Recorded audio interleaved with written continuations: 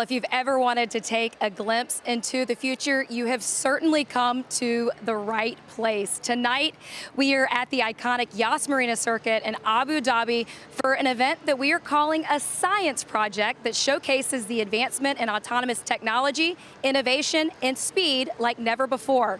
Welcome to the Abu Dhabi Autonomous Racing League's inaugural race, where you and all of our friends behind us get a front row seat. My name is Amanda Busick, and that is former F1 driver Julian Palmer, and you have been to motorsports events across the world. What do you make of this one? I've been to many here as well, but I've never seen anything like this. Autonomous vehicles lapping pretty quickly around the circuit is quite amazing. It really is a world first. Well, as we continue to learn what A2RL is together tonight, our very own Steph Wentworth went to find out more. Welcome to the Abu Dhabi Autonomous Racing League, A2RL, which brings together the exciting impact of artificial intelligence and its incredible potential for autonomy. Teams of scientists, coders and developers from around the world will be incorporating cutting-edge technologies into racing vehicles, all with the aim of reshaping the future of mobility through extreme sports. The A2RL racing car is based on the Dallara chassis used in the Japanese Super Formula series. It has a 4-cylinder turbocharged Honda engine, a 6-speed gearbox and slick racing tyres. Oh, and it can reach speeds of up to 300 kilometers an hour.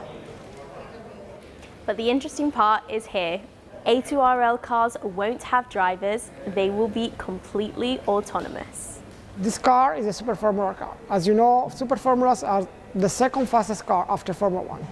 Altogether, the car drives itself.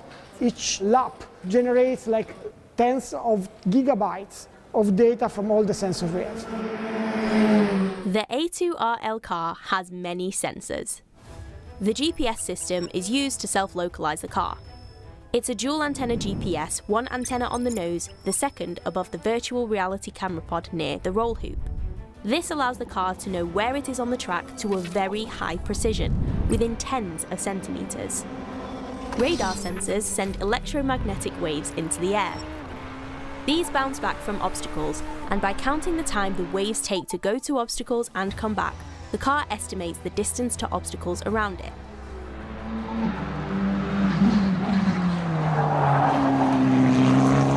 LiDAR sends out an array of laser light and also counts the time for it to bounce back. That allows the car to make a dynamic 3D picture of obstacles, both moving and fixed, at a very high frequency, so the car generates pictures of its surroundings hundreds of times per second. Each car has 7 cameras, 6 at the front, 1 at the back. The car needs this many for a system called camera lock, which the teams can develop so the car can detect whenever it is passing or being passed, and tracks the car from camera to camera. Inside the car, there is a computer, which is the brain of the car. It takes in all of the sensor information, uses its high-end GPU to understand its situation, and decides what the car will do next. Each team will get an empty computer to write their code, and that is the ground where they will compete. So there you have it. That is how the 8 autonomous racing cars from teams all around the world will use cutting-edge technologies such as artificial intelligence, innovative sensor technologies, and powerful computing to create high-performance vehicles that are capable of making decisions, perceiving their surroundings, and most importantly, lapping the Yas Marina circuit here in Abu Dhabi without human intervention. For the teams, it's green for go. And it's going to be green to go here soon enough, as we will race here under the lights at Yas Marina. And with that explainer, I know that might have been a lot to take in. So why don't we get down to the pits to see a live car with our very own Alex Brundle. Yeah, let's have a look at the hardware, shall we? The Super Formula SF23, 660 kilos of carbon fiber and biocarbon, single-seater push-rod suspension, both front and rear, connect Yokohama tyres to the road. It's a very, very difficult car for these teams with their AI control to try to maximize the temperature management of both the carbon fiber brakes and the Yokohama tire in order to get this car around the circuit, powered by that Honda-derived 4-cylinder turbocharged engine capable of producing 550 brake horsepower, and as we've heard, pushing this car up close to 300 kilometers per hour. Now, we're so used to the setup, the management of the car being the battleground for teams in conventional motorsport, but not so here. The technical partner Aspire controls everything about these vehicles, the engine management, the setup, the tyre pressures, when they run on track. That is not the aim here. The aim and the battleground is all about the coding, the computer that sits inside the cockpit and connects to several hydraulic actuators. Those are the arms and legs of the AI driver. They control each brake disc and brake caliper independently, and the sensor stack also connects to a mechanical steering process, an electronic motor which connects directly into the steering rack, allowing the front wheels to change direction. What we do know, though, alongside all of the changes to this car to make it AI compatible, is it's a beast of a machine, whether managed by an AI driver or a human one. Thanks, Alex, and we know you're going to be a beast of a machine for us, as well as the arms and legs on pit lane tonight. But Abu Dhabi is punctuating their support in autonomous technology, not only through this event here tonight, but even more. But don't take my word for it, see for yourself. So the launch of SAVI, which is the Smart and Autonomous Vehicle Industry Cluster, it's a multimodal cluster encompassing air, land and sea, and it was designed to position Abu Dhabi at the forefront as one of the major cities when it comes to smart and autonomous vehicles. The cluster is going to utilize the existing infrastructure within Abu Dhabi, and it's going to be a driving force when it comes to GDP contribution and job creation. Collaboration with industry makers in terms of connected autonomous vehicles is crucial in order to reach to a final, let's say, approach of having autonomous vehicles around in the city. Autonomous vehicles would actually drive like Abu Dhabi's ambition and the world's towards zero net carbon neutrality, right? And this is one of the major elements. Also, from an infrastructure point of view, to make sure we have the charging stations, you have the sensors, the vehicle to everything network that needs to be in place to actually drive the adoption of this. And I think from a consumer behavior, it's going to take time. Right now, people are still getting used to the idea of owning an EV, charging their cars before they go to bed, when they reach their office. Looking for parking, maybe this is not an issue anymore. Maybe a lot of car parking that we have here in the city, like public parking or multi-story car park, might be reused to have it as a public facility or retail or actually some parks. DriftTest was also launched as part of SAVI to solidify our vision to making Abu Dhabi as one of the hubs in the major cities when it comes to smart and autonomous vehicles. I think the event today brings thought leaders together from around the globe. We bring in the academia, innovators, regulators, startups, all under one umbrella. We're expecting over 2,000 attendees to come to the event, with over 20 confirmed speakers, global and national. We also have over 50 exhibitors at the event, and also we're going to have a lot of live demos that are going to be taking place. I think from that perspective, it's a unique opportunity to witness firsthand and to see these futuristic innovations that are coming in the space of mobility and sustainable mobility that will be actually here within Abu Dhabi. Abu Dhabi has an aspirational vision within the next few years to have 25% of the travel to be autonomous. There is, of course, an implementation plan for the next 5 years that work in parallel, either with setting up policy frameworks, as well as doing some testing facilities around, which is happening now. Given all these elements, this value proposition enables people that want to be here, and given our geographical location as well as our political trade agreements that are existing with the world, I think it makes Abu Dhabi in a very unique position for companies to come and set up here and provide these technologies in Abu Dhabi and to the world. So from Abu Dhabi to the world is the message. And it starts right now. Your Excellency, what an honor it is to be with you tonight on such a monumental occasion. This was your idea. Why?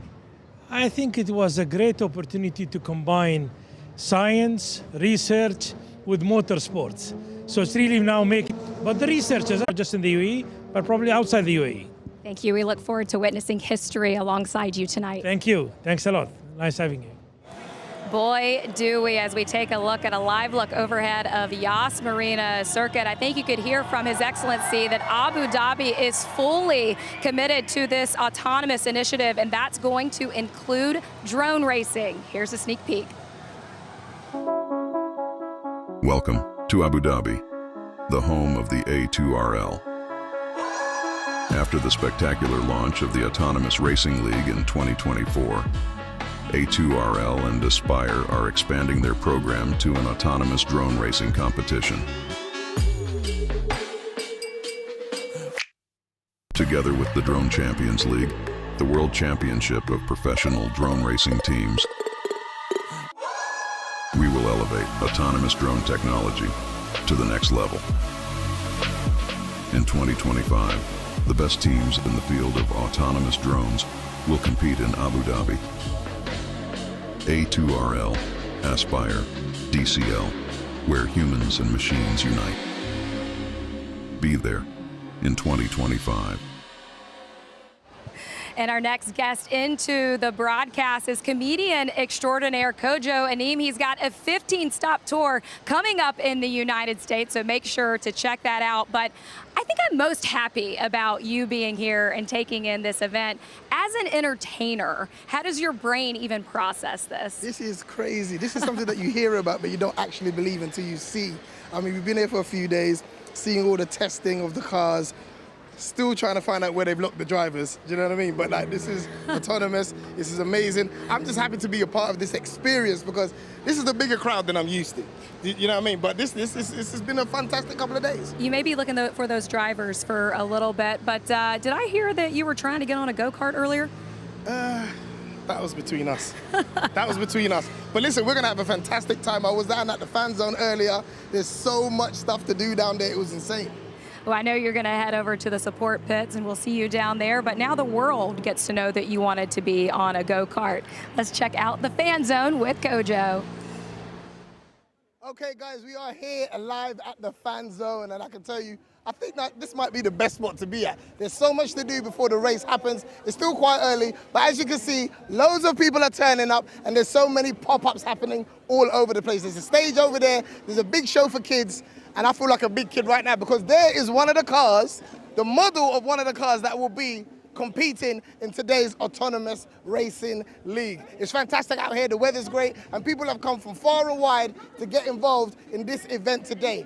But it's not just about the adults who can control a car, it's about the kids too. And we wanted them to get more involved in the engineering side. And as you can see, there's a little track here of miniature cars, and it's a program that we call STEM. Let's find out a bit more about that right now. And don't forget, make sure you guys get down here. There's so much to do. While the challenge of racing autonomous vehicles around the Yas Marina F1 track is quite daunting, a smaller yet equally demanding one has tested 173 students from 18 public and private educational institutions from here in the UAE and in America. The students attended 19 workshops with the curriculum comprising of 11 online lectures. The reward for all this hard work? Well, the chance to win a prestigious prize and to show their skills at the A2RL fan zone right here on race day. The teams were asked to develop systems to automatically control a 1/8 size model electric-powered 4-wheel race car. With top speeds of 100 kilometers an hour, these are absolutely not toys. The idea is to find the next generation of technical talent. So what did they think of the project? We started in November, I think, and then we had weekly workshops or bi-weekly workshops where they would elaborate more on the code that they provided us, the base code, which is basically the foundation that we need to drive the autonomous racing car. And then from there, they would tell us what to look out for and the parameters that we would need to adjust in order to have a lower lap time, of course, and perform the obstacle avoidance tests. And how is it working for you? Have you managed to get it as far as you want it, or is there still ways to go? Honestly, for me as a mechanical engineer, it was challenging at first since I didn't know the coding language that they provided us with. But thankfully, when we finally came to the track and used our physics and math equations, we figured out how to get a lower lap time, and we're still optimizing it right now, but so far it's good progress. All the skills that we're teaching them, they're skills that, our team didn't learn until we were doing our PhDs, and we didn't learn until industry. We're providing them the same skills and the same knowledge that, we didn't learn until grad school or later, when they're 12 years old or 15 years old. And so I think it's really going to prepare them. They're going to have a huge step up, whether they want to go to a top university, go to grad school, go into industry. They're already going to know all of the basic skills that they need, and they're going to have kind of that advanced knowledge and actual application of it. It's not just theoretical, learning out of a book, but it's applying it to the real world and seeing it move. For the code, we've been learning through this, and we're still trying to run through some things, trying to make our cars not oscillate as much and speed up on some curves. But through that, we've been pretty consistent on how we code and been testing it out. And you're interested in STEM. How great is it to see STEM projects like this and to be involved with them? It's been amazing. Being in a STEM project just like this is definitely what I want to do in the future. Since I am pursuing computer science for my college next year, so I'm definitely excited to be here and just see how my future is going to look like. So in just over 2 hours, we will find out who has won the ultimate prize, and we'll be standing here on the top step with ultimate bragging rights. Well, as I say, if you can see it, you can be it. I'm not sure the smiles of those kids are leaving my face anytime soon, but Julian, not only have you said you've been here before, you've been on podium here before. What is the secret to Yas Marina? Well, this is not a Mickey Mouse track. This is a Grand Prix circuit. I've been on the podium in Formula 2, GP2, but it's a track that's made up of 3 different sectors. It's really going to test these teams tonight. First sector, high speed, it's quite short, but it is really quick, and the margin for error is very small. The second sector is about your top speed, lots of straight lines, some big stamps on the brakes, and it'll be a big test for those braking systems. But the third sector is the one that I'm really interested in, because that's where the walls are so close. They're going to have to use all their sensors, the GPS, the radar, and the LiDAR to detect where those walls are, because they're so close, and they're going to be going underneath the hotel as well. So there's going to be a couple of dropouts potentially there, and the walls are closed. So it's really tricky track. Well, not to give away what we're going to see in the show coming up, but we did an attack and defend challenge yesterday, and cars were passing each other on track. If you were lining up for a pass at Yas Marina, where are you going to target that?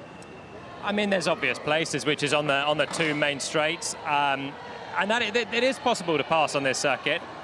Some have made it, some haven't so far through the weekend. But I hope we're going to see something tonight, because there is some long stretches, some high speeds, over 200 kilometers an hour in these cars, with no driver in. Let's not forget, it's really high speed, and then big braking zones as well. Well, Julian, I know I got to get you up to the booth. I see your running shoes are on, so get up there and we'll hear you on the comms soon. But it's not only the technology on track. We have a lot of that technology in our show that you're going to see tonight. So, director, roll that tape. The Abu Dhabi Autonomous Racing League has attracted media from all around the world. In the past few days, this pit lane has seen a diverse range of outlets, including Gisela Deputato of CNN, YouTuber Supercar Blondie, and also the BBC. They're all here to report on the groundbreaking technology that these cars are using. But there's some equally impressive kit at the TV broadcast, which is bringing the very first autonomous racing car event to life.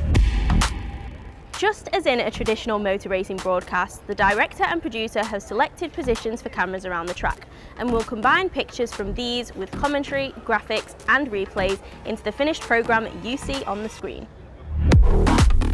But there are a few special parts of this broadcast that are just as innovative as the autonomous cars on track, and we're going to start right here with Jonathan Youth from Focal Point VR. Now, this is quite the setup, Jonathan.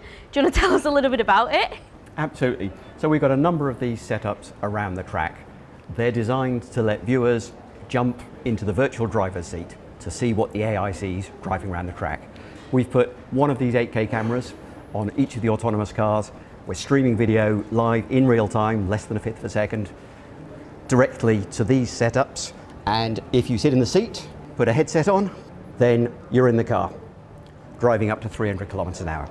viewers can put themselves directly in the driver's seat, essentially. Yeah, absolutely. They get to see what the AI gets to see. There's data on the display, so they get to understand what the AI is thinking and the decisions it's making as it's driving. Now, it's not just viewers at the track that can experience this as well, is it? Viewers at home are also able to. No, absolutely. We built another app specifically for the standalone VR headsets. So if you've got one of these at home, you go to the Meta App Lab, download the app, put your headset on at home, you'll get this view, you'll also get a view of the track, and you get to see other videos, you get to walk around the pits, you get a full immersive experience. Wow, fantastic. I think it's time for me to have a go.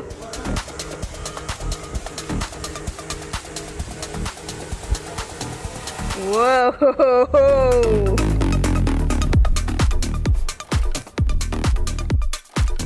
I've snuck into the TV compound to show you one of the second innovations that we have here on the broadcast, and that is the instant ghost graphics.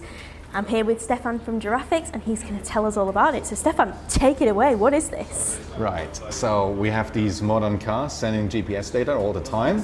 We are receiving these GPS data, and we built a custom application to transform these into usable data for us. Then we're sending it to our small mobile renderers over here, and they are running an Unreal system. Our Unreal artists rebuilt the racetrack in graphics, so we can then take the data, plot the position, and animate the cars on them. And what exactly can this show us? Because as you can see, we see both of the cars going around on track. What can we tell from this information as viewers? So we can compare race laps, what normally, like in the cars race on their own, is not possible. So here we can see if one car is catching another car, how did it do it? Did the other car make a mistake? Did the other car cut the corners more tightly, more neatly? And then if it's catching up at one point, we can see that on lap. So if we're lucky right here, the second car will be catching the first car, and we can visualize where it happened, why it happened, how it happened. Wow, it's absolutely fascinating stuff. I'm going to leave you be to make sure you can bring the magic to our screens. Well, we've already said that we're going to be making history here tonight, but this next part is a bit that your grandchildren might even talk about in the future. We're going to feature a race between AI and a human tonight, and not just any human, that human. Former F1 driver Danny Kvyat, and he caught up with our very own Julian Palmer. Nice to see you, Danny. It's been a while. I think last time we were here probably lining up in Formula One. A few years later, it's a little bit different. Yeah, nice to see you too, man. Yeah, it's quite different now. Different project and quite futuristic now. So interesting to see. Interesting to see all this going on. Seems like the future is here in a way. When you got the call up, were you expecting it to look like it does this weekend? Honestly, when you're at day zero and you see how difficult things might look, you always keep believing, of course, but you never know if it's really gonna come to life, and maybe the expectations were quite low. But now, honestly, the car is doing a very good job. It's an autonomous car. There are a few teams racing against each other, a few engineering teams, and it's it's great to see what they are achieving. You know, the car really has no driver, and it's doing a very decent job. And you're the benchmark for it in the first place, getting the data to try and give them a chance to get up to speed. They're getting a little bit closer? Yeah, they are. Of course, starting from, hardly completing a lap in 10 minutes to then 5 minutes to now being around 10 to 15 seconds away, Obviously, you know how it is. Then the closer you get to the limit, the more difficult it is also to understand, to get closer. But yeah, it's been impressive. The progress, the progress in the end, the competition always brings the progress. You're going to be racing against this autonomous car, wheel to wheel. We've raced wheel to wheel. You know what to expect from a human driver on the other end. You give them a bit of space, you wait for a lunge maybe. How's that going to be? Yeah, well, I mean, let's not get too far there. We are not going to be going like me and you used to race. We're going to try to get it to a very decent speed in order that we can, follow each other. We can produce some moves. It's very early stages, but we are going to try to show what these cars can do.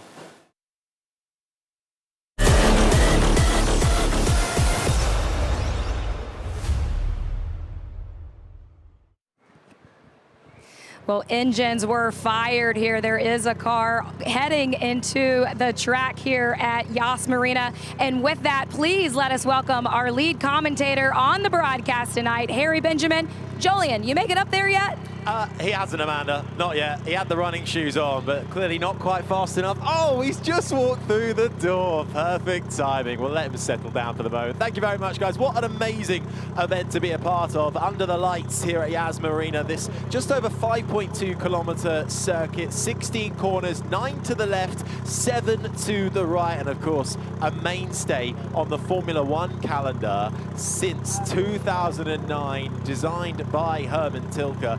And Danny Kvyat, who we just heard from there, certainly no stranger to it. We can take, Jolien, a little closer look as to what we're expecting here. You talked about the differences in the sectors. We've seen some of these A2RL cars out on track already. If we're going to see some passes, it's going to be down that long back straight.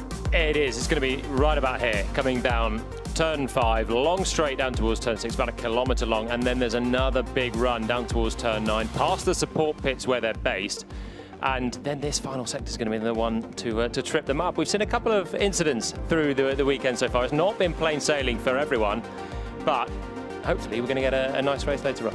Yeah, as you mentioned, in that final sector where it's technical, tight and twisty, and you do go under the hotel, there's a slight bridge that can affect the GPS systems on the cars, along with the LiDAR and the radar as well. But at the moment, we're going to see the baseline car head out onto this track, the TII car. That is the one that Danny Kvyat has been going up against over the course of the last few days. That car being run by the Technology Innovation Institute, a leading global advanced technology research center in Abu Dhabi, once again leading the way and very much putting out a call to arms as to autonomy and autonomous technology being the way forward. And this is that car out on track at the moment. You'll notice as well the different lights on the top of the roll hoop. Purple at the moment, that shows that AI is fully in control. If it starts to flash red or go full red, that means it is transitioning and AI has now lost control of the car and it is back under human control. But you can hear it, you can see it. If you're trackside watching it as well, you have to almost do a double take, Jolien, don't you, and go, there isn't a driver in this Super Formula car.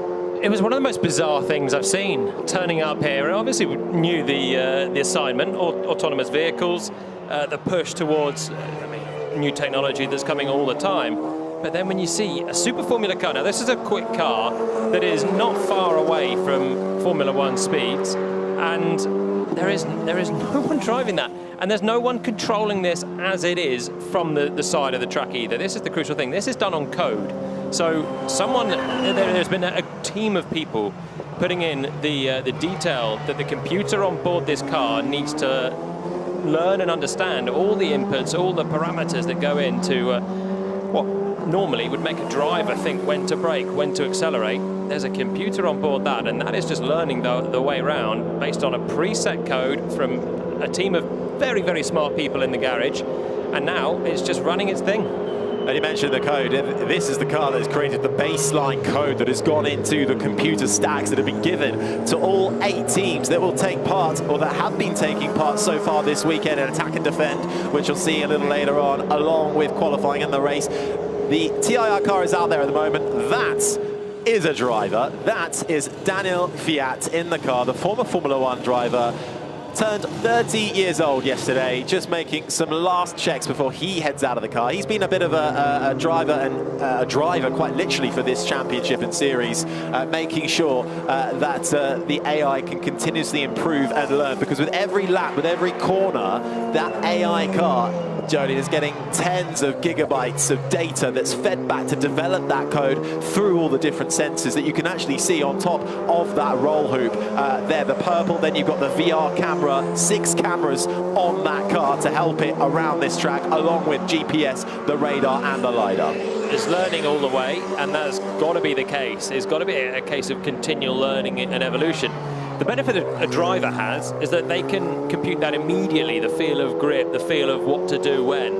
And they can right now managed to change things on the fly as Kvyat gets launched, and we're going to see two cars on the circuit. I was amazed at how relaxed he was at the prospect of going wheel to wheel with a car that had no human control at this stage, just AI, but he backs the process, and we're going to see it. And we know Kvyat can certainly do a dive down the inside, whether there's a driver in the car or not, based off of his Formula One history. A two-time podium finisher, was in Formula One from 2014 to 2020 with a year off prior to that, reserving for the Alpine Formula One team. Best finish, though, of 9th in Abu Dhabi over his years. Couldn't quite get higher than a couple of points, but certainly a top-level driver to have in this car, to drive it forward, and he gets the beauty of being in what is essentially a Super Formula car, which is the best car you can get in terms of raw speed and pace outside of Formula One. It is based on that Dallara chassis used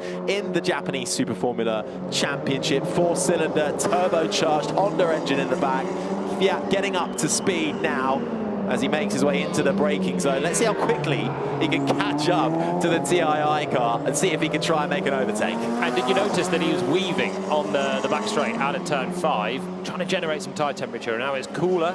These Yokohama tyres take a little bit of time to build up the temperature, and of course for the AI car, they're learning this, and they've got to judge it about right. It's a knife edge between pushing too hard too soon and just spinning, and just not being quick enough to build up the temperature as well. So our human driver is closing in with a bit of a weaving, getting those tyres working. We'll see how he's going to interact with an autonomous car. TII car making its way underneath the hotel now, through the double left-hander of 13 and 14. We've seen a lot of our A2RL cars have a few issues coming through this part of the track, and there in the background, stalking the AI, is the human of Daniel Kvyat. He's going to close up to him. Where, though? Could he make the move round the final corner? He's had plenty of practice of this, and it's going to be catching up to him on the main straight. Kvyat with a little look to the inside, but he doesn't want to try anything too brave into turn 1, but closes up right through the corner.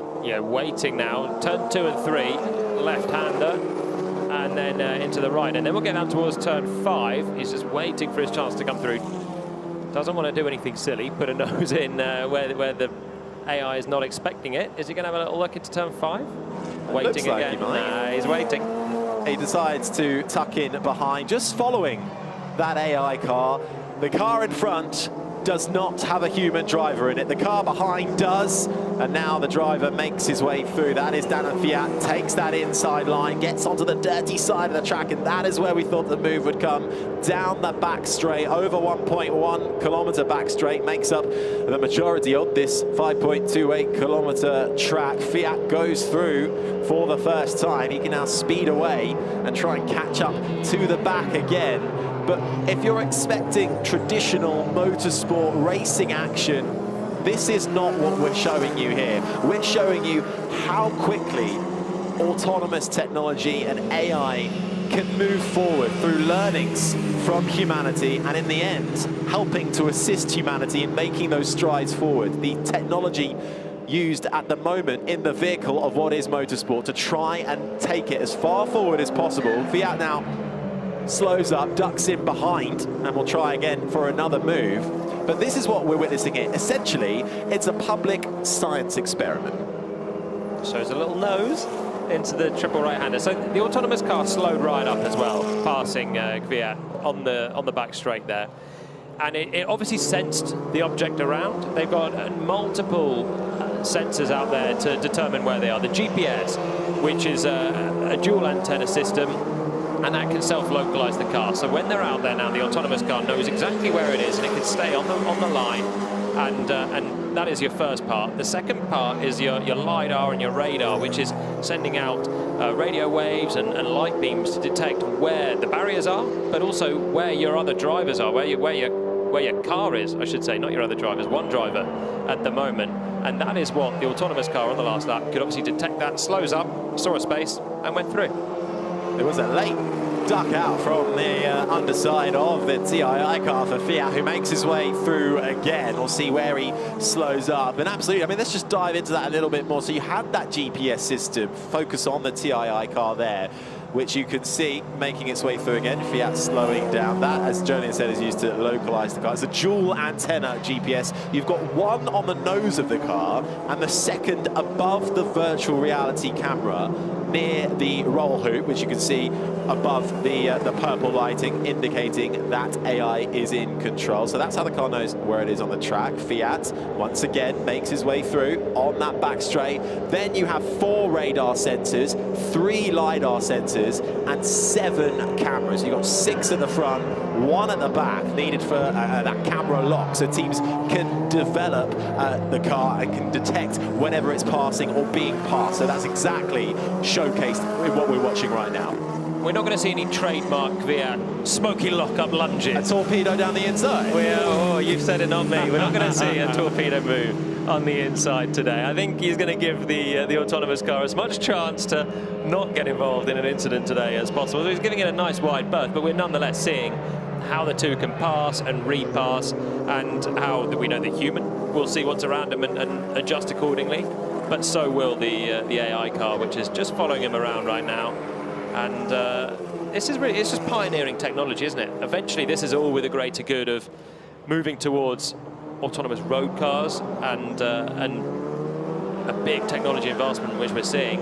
And this is just the first demonstration of it around here. Yeah, and it goes so far as well. This is the first stage. There have been other autonomous drives involving vehicles, but this is the first time we'll see later today multiple cars with no driver inside, powered purely by autonomous technology on the track at the same time. That is a first, as Fiat dives into the pit lane. The TII car continues to go around again, gathering more and more data. And as Jolien alluded to, this is looking to the future and how we can apply it to what we do in our everyday lives, whether that's through safety, road safety, and reducing human errors with inside vehicles, or even efficiency, optimizing road routes, self-driving vehicles for those that might maybe not be able to drive, those who are underage who need to get places, or those who are disabled and unable to drive. That is what this technology is being used to develop for, that accessibility, as well as all the other benefits that can come from it. And I think the idea of this, Jolien, being incredibly and fully transparent as well. The main grandstand is absolutely packed out. And I think that hopefully reduces a lot of the stigma for people around this. Well, exactly. This is innovation, technology unfolding in front of our very eyes. We don't know what's going to come up later when the 4 of them race each other. This is a human versus AI. So one thing that's important is going to be to see how humans can interact with AI, and that's going to be relevant for the road as well. But later on, there's still plenty to unfold. Well, the TII fully autonomous car continues to pound in the laps. Let's head to Amanda. Harry, I have to tell you, the fans down here have been on their feet cheering along to the action on track. It was a planned stop for Danny here, who's off to the side of this interview, but talking with Giovanni off camera, watching your team take in this moment, and even yourself in your body language, what is this like for you? Well, it's an incredible excitement. It's like after 6 months of no sleep, nothing else than working, we finally brought it here. It's the first time in human history that we have an autonomous car and a human car and truck at the same time passing each other. I think tonight we are making history, basically. And the whole team is like super excited and also super freaking out because we have 20,000 people. So if you fail with 20,000 people. But thanks to the work of everybody, looks like we're going to do a good show tonight. I will never get over the fact that a driverless race car just went past us here at the start-finish line. How proud are you? Very proud. Me and my team. As I like to say, I'm just the face of the 20 people behind me that made this possible. Congratulations to the Technology Innovation Institute. Guys, it's just the beginning tonight. Thank you, thank you. It certainly is, Amanda. Thank you for that. The TIR car continues to make its way around. This is a fully autonomous car that we are watching on track right now. There is no driver. It is powered by code, and that is what A2RL is all about. It's pioneering the future of transport, pushing boundaries, stress testing autonomous vehicles on the racetrack for safety on our roads. They're also inspiring the next generation of STEM talent, programming driven by talented teams to find the workforce of the future, as well as accelerating here in Abu Dhabi the knowledge economy, along with creating an impact beyond the track as well. This is a tech exploration that is just beginning through the vehicle of racing and motorsport. But as you may have seen at the top of the show, with plans too, Jolien, to go off-road and drones and boats as well. In fact, we've seen at the track here the drone Champions League drone being showcased around the grandstands. That'll be in action in next year from 2025. And one thing to remember as well, when we see our teams out on track later, they all got their hands on this car, what, a month and a half ago? The rate of knots of the improvement is incredible within that short amount of time. Yeah, it really is. And what we can see also now, now Kvyat's come into the pits, the AI car's pressing on a little bit more as well and getting closer to his pace. And I spoke to Danny yesterday as well, and he was saying he's been here for a while testing the car, giving the baseline, and when he turned up, the other teams turned up late, and they were sort of minutes trying to get around the track, just at very low speed. And slowly but surely, they've got to a pace now where they're about 10 seconds away from what Kvyat can do. 10 seconds away. So it's off the back of a field that is not a million miles away, and that's in a short space of time, trying to learn and improve. And now we can see the car leaning on a little bit, particularly in some of the longer, fast corners. Turn 9, where he's now blasting up towards, I keep saying he, where it is blasting up That's towards. That's going to have to be a change to get used to, isn't it? It is. It really is all change. Down towards turn 6 and 7, moving towards the racing line, and it's quite precise. Getting to the apex, little kiss of the apex curves, out wide. That's a nice line through there, and then it's flinging it into this corner, turn 9, where you can see the G-force is building. There's no driver in there to feel it, but the car still will. Under the lights in Yas Marina, where the temperature has dropped. This, the TII fully autonomous car, powered by the Technology Innovation Institute, then going up against that man there, Daniel Kvyat. Little wave to the camera, who is no slouch either, a Formula 1 driver, a former F1 driver, of course, a champion in GP3, racing in NASCAR this year as well, along with a hypercar in the World Endurance Championship. He knows how to race multiple cars at the top line of this sport. So to have him as a benchmark from the very beginning to improve these AI cars is phenomenal. With every lap that goes round, they gain more and more data to put in to the code. They have the corner brake actuators that are basically the legs of the car, the steering actuator, which is the hands, and then you have the brain, essentially, the computer. And this is a serious setup.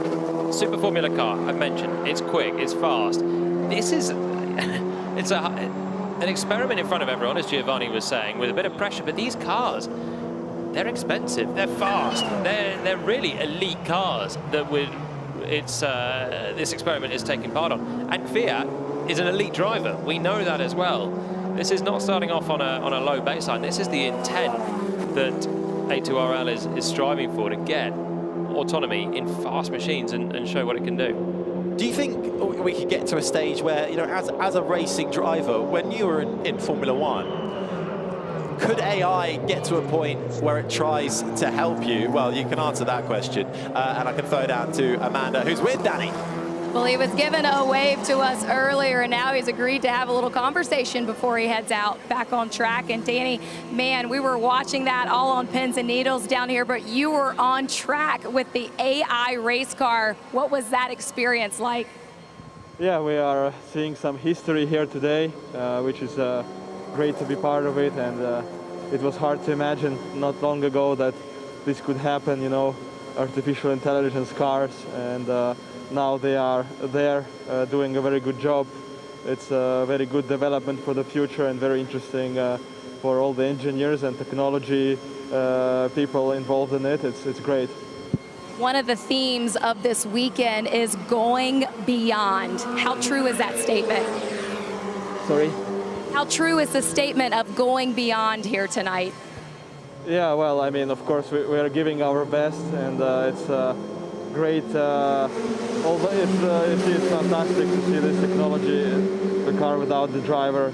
It's probably true, yeah.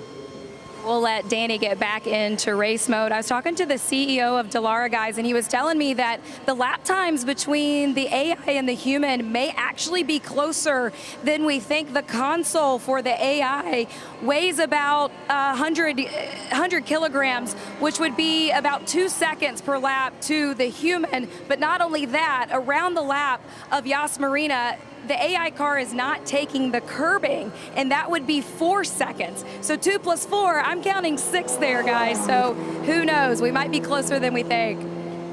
Well, that's exactly it, isn't it? Thanks, Amanda.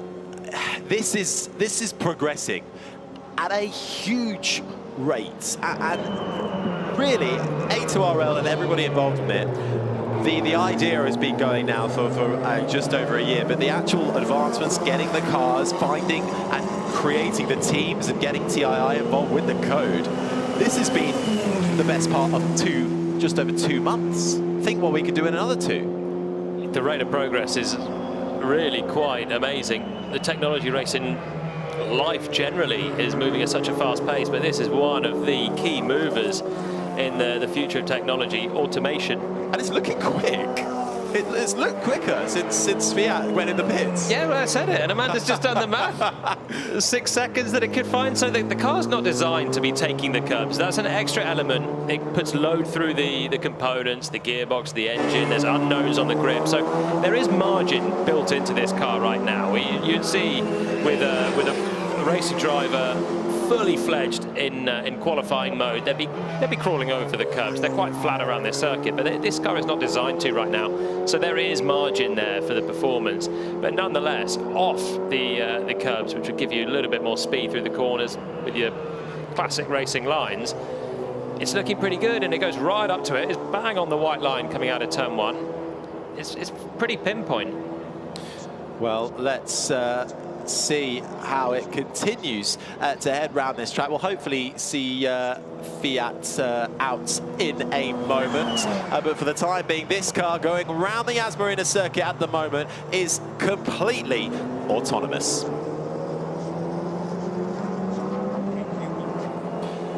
Welcome back to the Yas Marina circuit for the first ever Abu Dhabi Autonomous Racing League. Right now we are witnessing history being made. This car on screen based on the Japanese Super Formula car, except it doesn't have a driver in it. This is powered fully by AI, autonomous technology, and this being run by TII, the Technological Institute that is backing this series, making its way around. We've had former Formula 1 driver Danny Kvyat already out on track. He's just popped back into the pits for a quick chat with us, and now he is making his way back onto the circuit again. The times are closer than you think, but we're not looking to showcase an AI car being outright better and faster at this stage. We are looking to progress the technology to see how close this technology that is packed into that car can get to a human in the same level of machinery. And it's really not bad when you see the car coming through.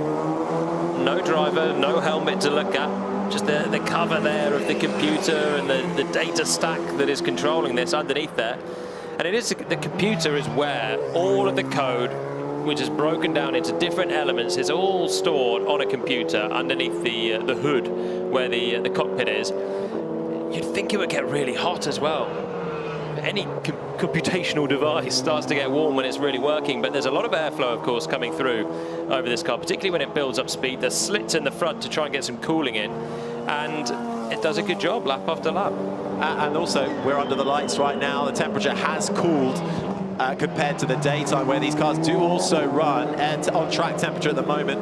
around 32 degrees, air temperature 29 degrees Celsius out there. Tyre temp in the evening here in Abu Dhabi has been a real issue for the AI cars. You can see Fiat getting temperature into those tyres by weaving down towards that left-hander of turn 9. The slightly banked corner makes its way through.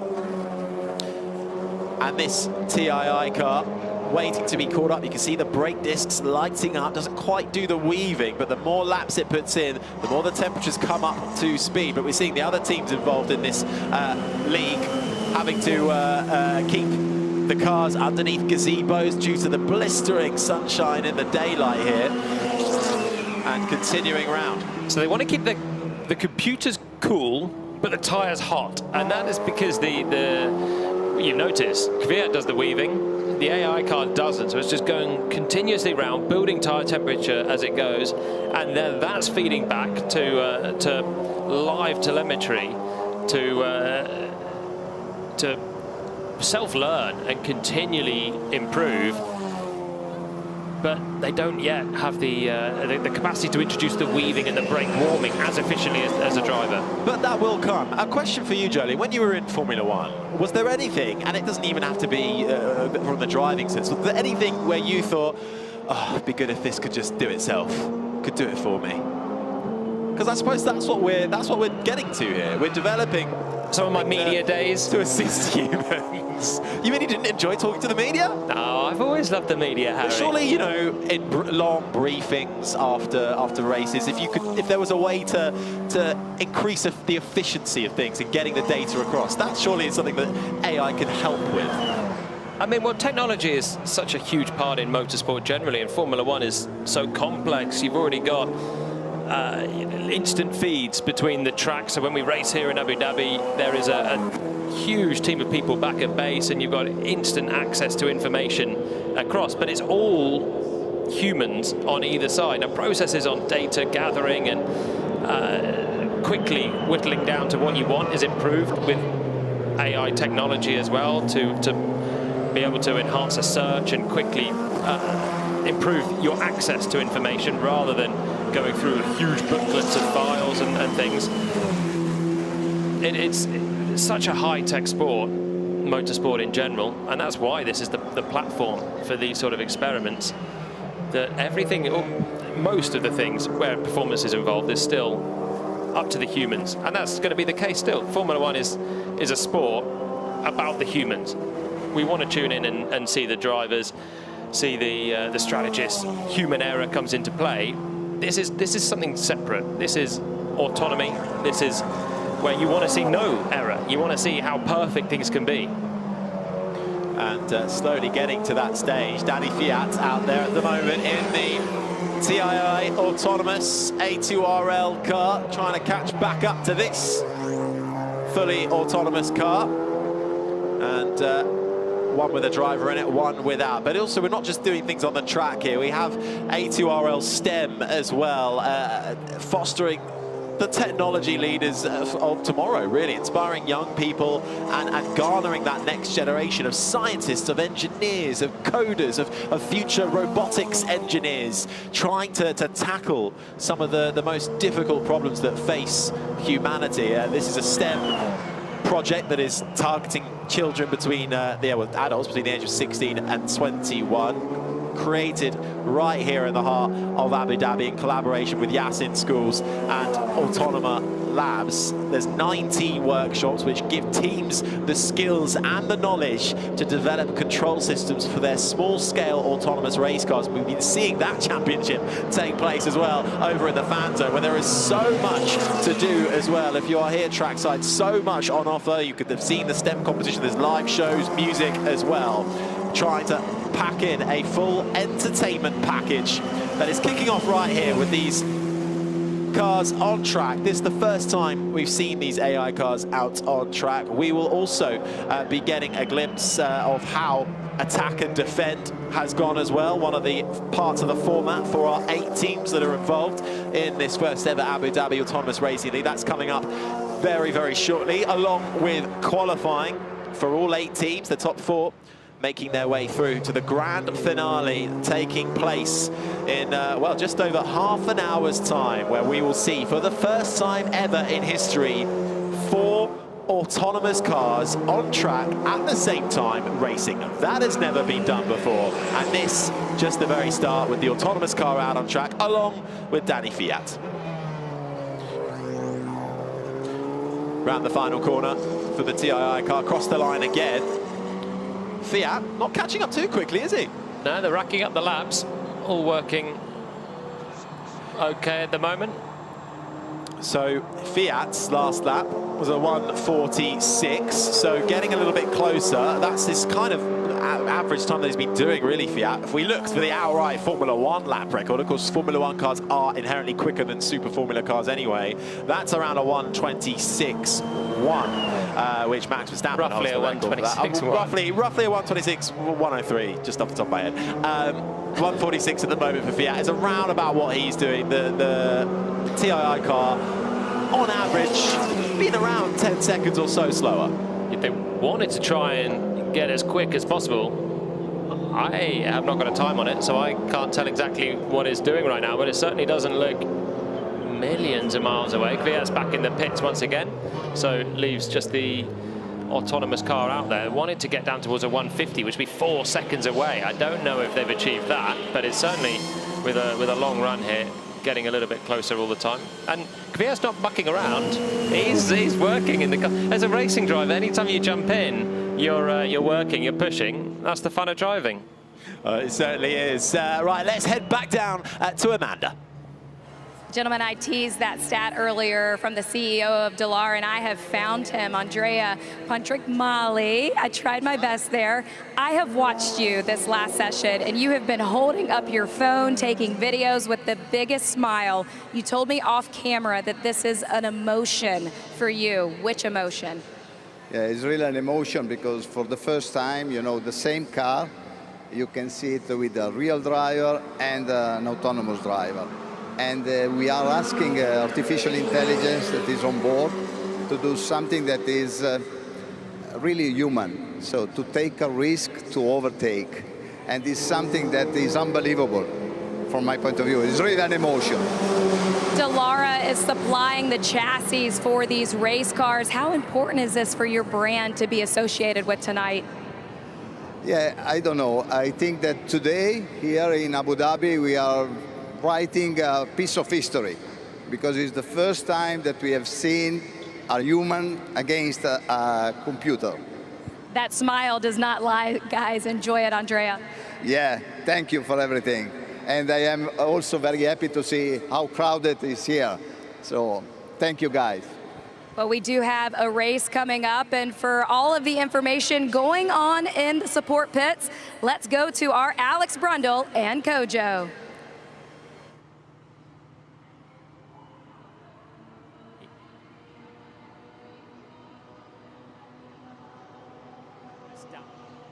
Kojo has made his way. Kojo has made his way down to the pit lane. Yes. We're also joined by Rodrigo Senafini, pole-sitting team principal of the race. Will happen later on. But first, I've got to get a reaction from you, man. What about that autonomous race car against human driver? How did that look to you? Do you know, it's you can hear it. Like it's history being made. We're in Abu Dhabi, and who thought I'd be able to see a human driver and an autonomous car? It's absolutely amazing. Rodrigo, you're standing here watching, transfixed by this alongside us. How do you think your machine would be doing out there against the XF1 Star? Of course, we hope that we are doing the best to push the car to the limit and to get the best possible lap ever in. Of course, it's a big challenge because this is the very first time we are putting cars on 4 cars on track, autonomous cars, that will race once against each other. You know what, I've been here for the last couple of days and I've seen how much effort you put in. But it's race day. How are you and your team feeling? I mean, we are feeling really excited. We have been working on that car for 2 months now, so we are putting all our effort in that big show tonight, and we hope we are going to have the best race ever. Talk to us about the conditions here, because it's a lot different from the conditions under which you qualified. We've seen teams having issues in the nighttime conditions. So what needs to change now to give a good performance against the other cars in the race? Of course, the key point here is to have a good tire management, because now the track is cold. Usually we go out during at 12 o'clock when we do our practice. It's really hot usually. Now it's windy, it's really cold, so the best way to have a good lap in is to put the tires into temperature, and then you can start pushing to obtain the best lap possible. F1 is absolutely crazy. You know, we know how much personalities drive that sport. And you mentioned the coding. What personality does your code deliver? If I want to compare my code to an animal, I would say it's a panther. Ooh, I mean, it's nice. like, you know, it's there, it's nice and docile, but when the car needs to attack, she goes and she sent in a big dive bomb in turn 1, hopefully, to get the first place. Polymove, a panther, ready to pounce, Amanda. Are you ready for it?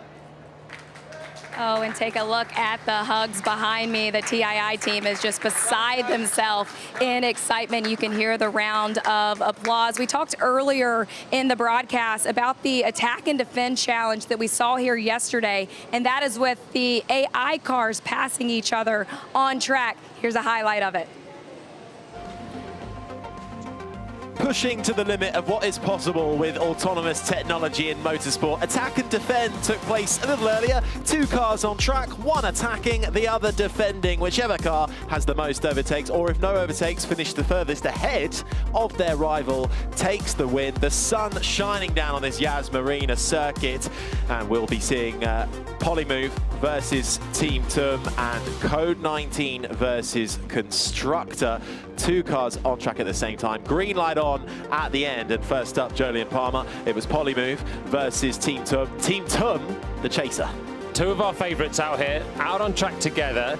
Very capable of running cars on their own, but can they do their attacking? Can they do their defending? The idea is that we're going to get some good side-by-side, and it happens straight away on the back straight. Yeah, down that long 1.14 kilometre back straight. Team Tum from Germany on the inside, trying to make the move on the Polymove team, and then chaos into the braking zone, right into the back of the Polymove car, and that was both of them out of attack and defend. Yeah, Tom expected Polymove to be braking a lot later than it did. The Italian team's car braking early, Tom moving across to take more of a racing line, and just piled into the back of it. So head in hands time there, bit of coding gone wrong. So a real shame for the coders and the engineers back in the garage, but that's what we're doing. We're pushing to the limits, and straight out again on track. This time was Code 19, the American racing team, Maverick, and behind them, Constructor AI from Germany doing the attacking, making their way around. Slow and steady start, trying to analyze what is around them, but Constructor keen to get an overtake on the Code 19 racing car in front. Yeah, it's been a little bit quicker so far, but can it make it through cleanly? We've already seen how difficult that can be, but on the back straight, there we go, up through the gears and makes a clean pass with plenty of space. Nice move down the back straight for Constructor, the German team, looking to shape up what is possible with AI technology and shape the future, and across the line, and a win for Team Constructor. Happy days in the back of the garage for the Germans. Well, after the attack and defend challenge, we also had qualifying here. There were 2 sessions yesterday and 1 session this morning to see who was going to compete in this race here tonight. And there was a lot of activity on track. You have to imagine that the 8 teams from across the world, what a moment it is for all of them to be here in Abu Dhabi at Yas Marina at such an iconic track, competing against each other. We're going to start with the highlights from qualifying.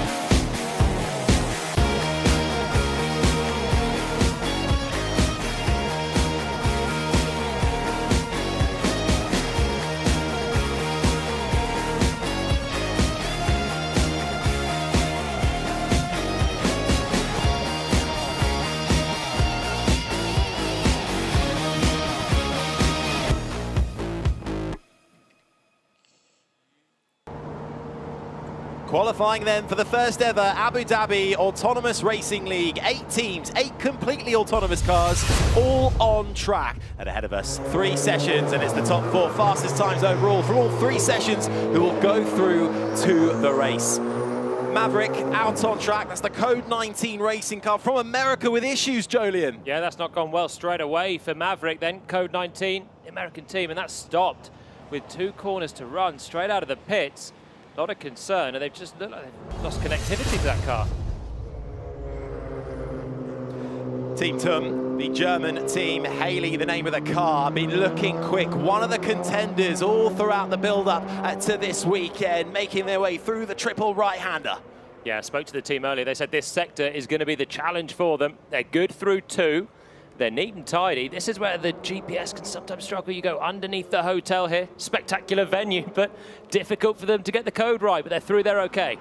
Through that tricky sector where you go underneath the hotel. That's had an impact on the GPS system for all cars all weekend long. But this is nice from Haley and Team TUM. Purple sector 1, purple sector 2, round the final corner to the line. It's going to be provisional pole. They find over 5 seconds. That was a really nice, clean lap. Very happy in the garage. The car's going to come back in one piece, and they are on the top of the times. Brilliant run. Elation. Let's have a look at how it was then with the Ghost car. Unimore in the red, TUM in the blue. And Unimore actually started that lap ahead. And in the first second, you can see the confidence then from TUM, the German team, running the slightly wider line, conservative on line, but not in terms of speed. And once again, through the high speed now, pulling right, they're neck and neck. And again, just able to take a little bit more speed, bit more commitment there. And well, you can see they're neck and neck all the way down towards turn 5, but TUM just slowly nudging ahead. China and the UAE teaming up for Fly Eagle. Fei Ying at the wheel and a little dart there, left and right. There's issues there for Fei Ying, the Khalifa University team backing that, and it comes to a stop. Oh, you could see they lost the GPS there, I think. They lost the self-localization. It's going okay, and then suddenly, wants to pitch left. Then it goes right, and just about avoids the wall. Hopefully saw that coming with the help of the radar. Slammed on the brakes. We can see right on board with Fei Ying. This is coming down past the support pits to the right. Okay, first sector into the wall for Fei Ying. Is that another localization issue? Yeah, they're really struggling out there. Just running such low speed, trying to get a lap on the board, but once again, just pitching to the right. I tell you what, there was someone over that pit wall as well. Must have been pretty shaky for them. Straight into the wall for Fei Ying, then coming to a stop on track. Kinetis on track, that's the UAE and Singapore entry. Sparks, the name of the car. They had an okay run earlier on and just really going rather slowly. Tentative lap, into the wall. Just made it through that last part of the triple right-hander, and it cuts out. That's an error in the code, I reckon, and a grimace in the pits there for Kinetis. They just turned it too early for the corner. It's a triple right-hander there. Didn't get it right. They had an okay run in the build-up to qualifying today, but sadly, disappointment from the whole team. Polymove then on track. Eva, the name of the car. They've been looking quick, and what has happened there? Lock up on the straight, all 4 wheels smoking, full stop. That looks like a sudden kill switch there for Polymove. One of the favourites, but they're not going to get a time on the board, building up the speed.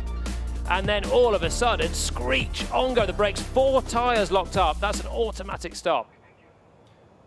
Getting ready for the second of our 3 qualifying time trial sessions. Now, under the lights. Unimore on a better lap here. Difficult conditions, but this is fastest in the first 2 sectors. They're going to complete the lap. And can they go to the top of the times? Across the line, and it is to the top. Quickest so far in the session for Unimore. Let's have a look then compared with TUM. The same 2 we looked at in the earlier session. TUM still ahead overall. Unimore getting a time on the board, but in the cooler evening session, struggling to get those tyres warmed up. They've got round, they're in one piece. Once again, TUM in the high-speed corners, able to carry that a little bit more. Still pretty close between these 2. It's a battle that looks like it's going to rage on and on. cutting-edge technology here for us on the broadcast, but also for the teams getting to watch this as well. The insight, the different lines, the different way the code is implemented between the two teams, clear as day. And they're able to learn from this as well, the Ghost car, their first look at how they're getting on with their rivals. Code 19 back on track then in this second session. Had a tough first time trial, had a tough time of it so far.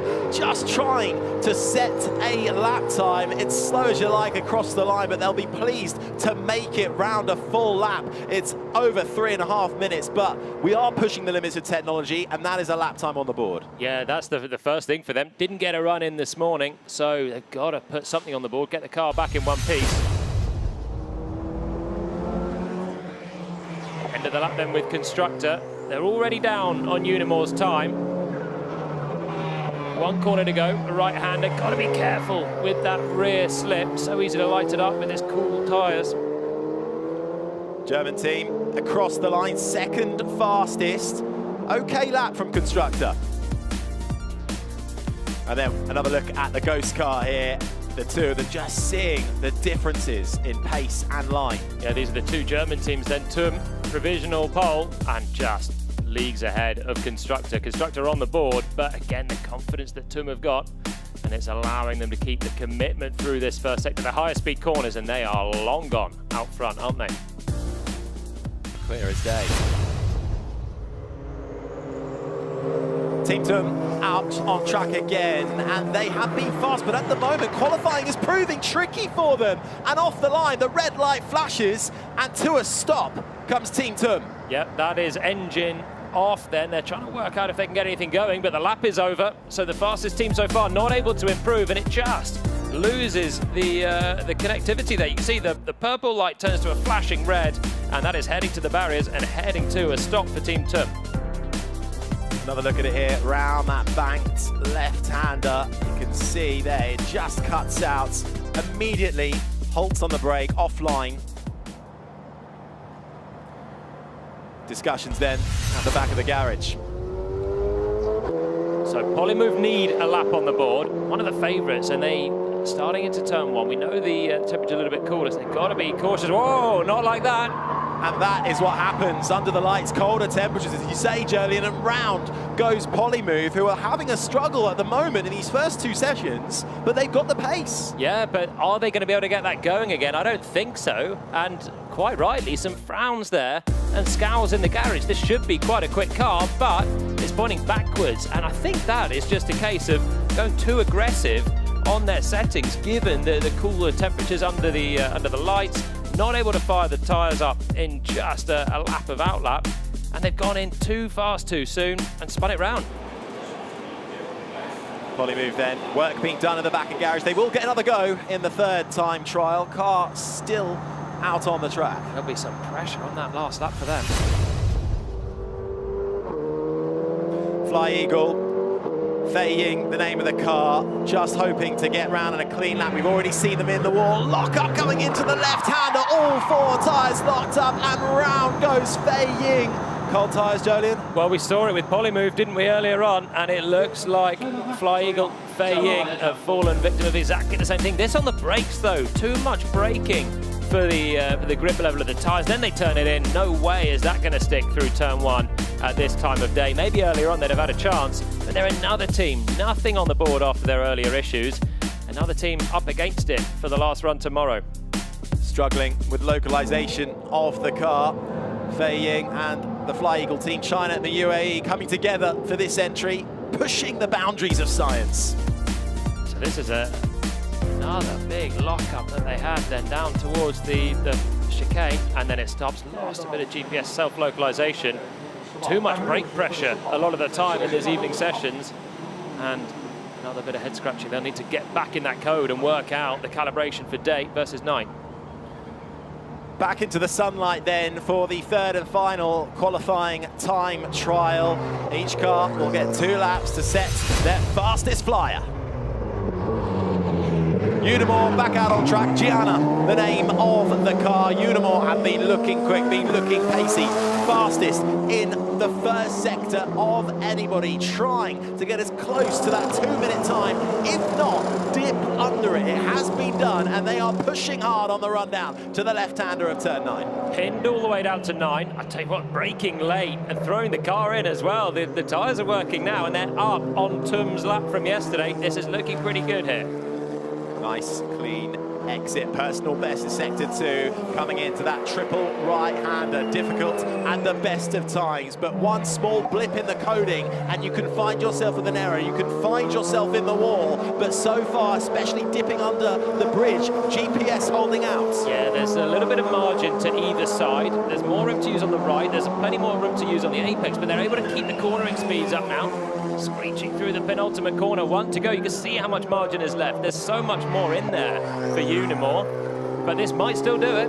There is more to come from Gianna, but across the line, and they're doing everything they need to right now to the top of the times for Gianna and Unimore. That was conservative still. There's plenty more to unlock, but that's the job done so far. Round of applause from the Polymove team.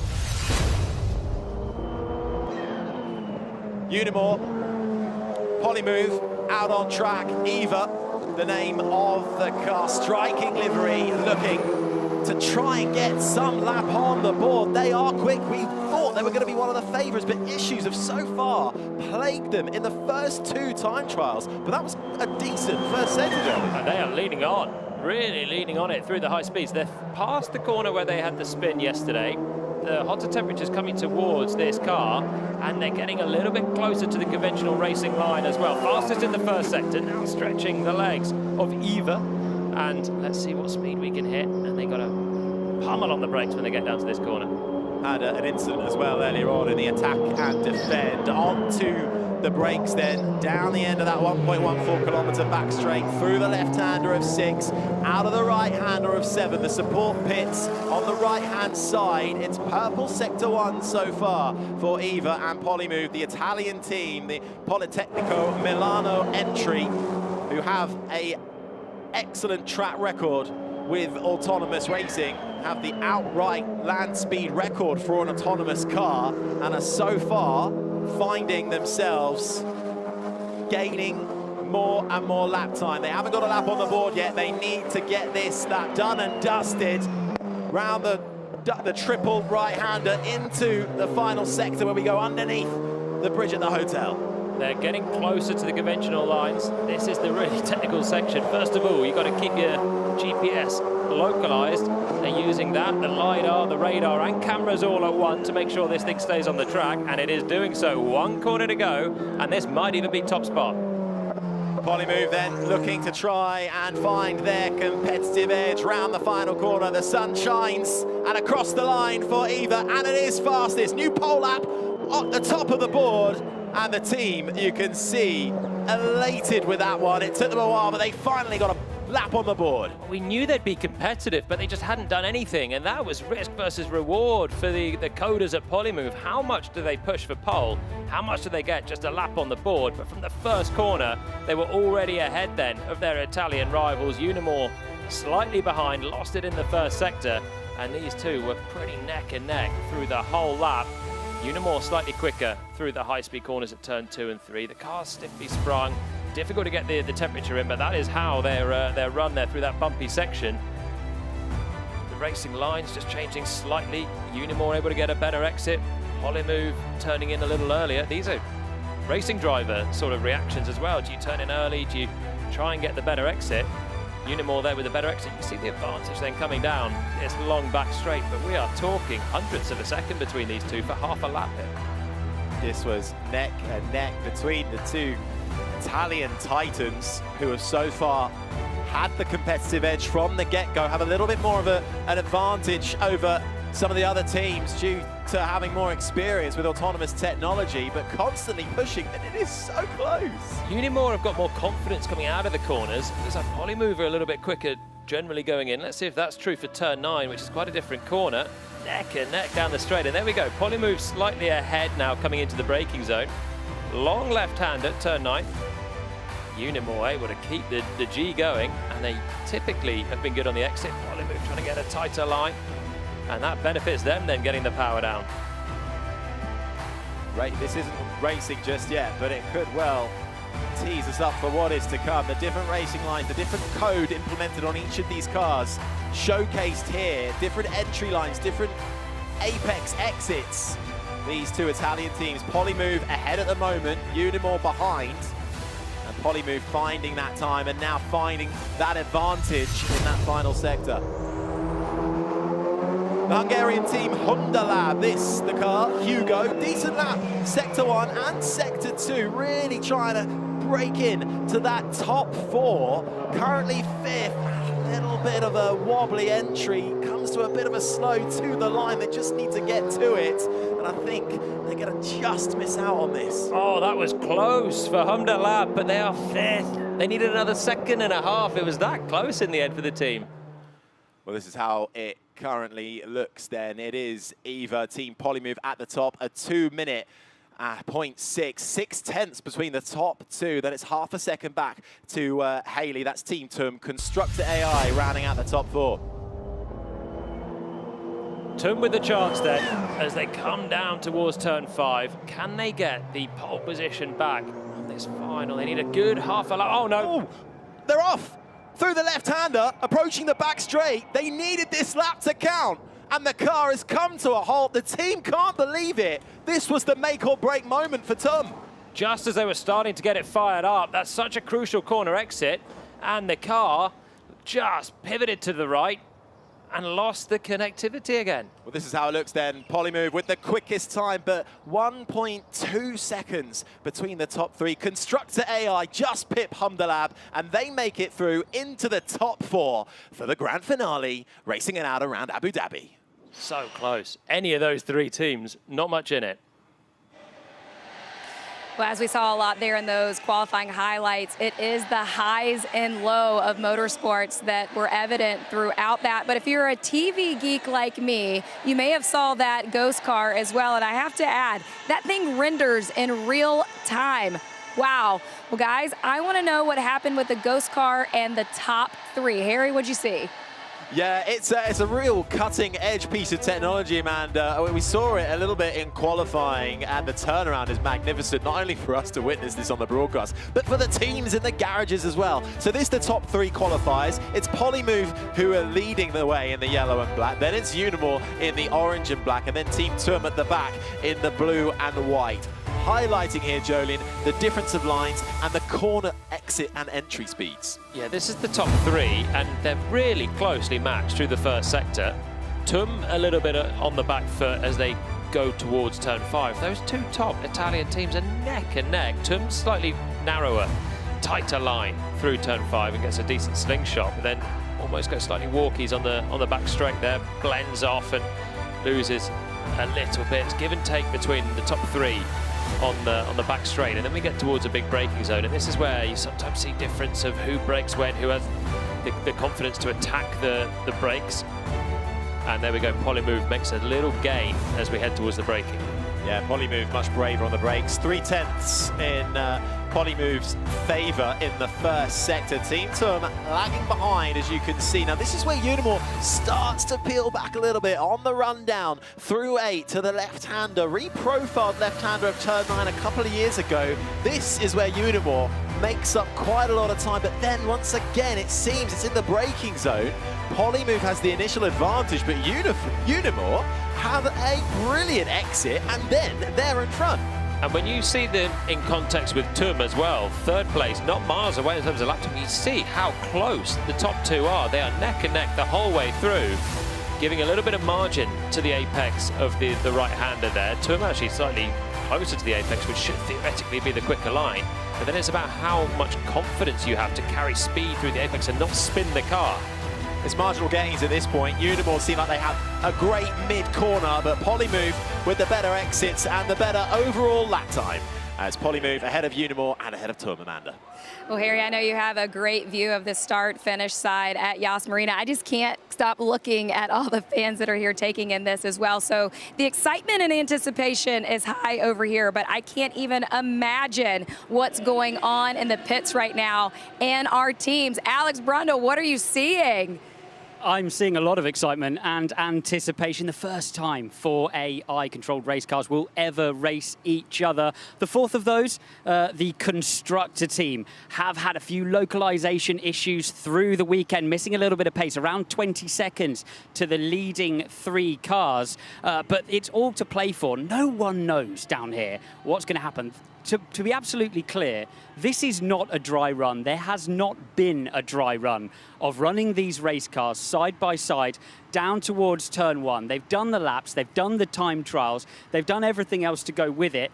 But beyond the attack and defend challenge, they really haven't raced these cars next to each other too much. Not doing too much running either have been Team Tum. They were the first in on a 2:01 lap, taking the early benchmark in qualifying, but after that had several PC failures, which cost them the opportunity to move further up the field later on in qualifying running. Marcus, what did you miss to be right up the front of the grid here?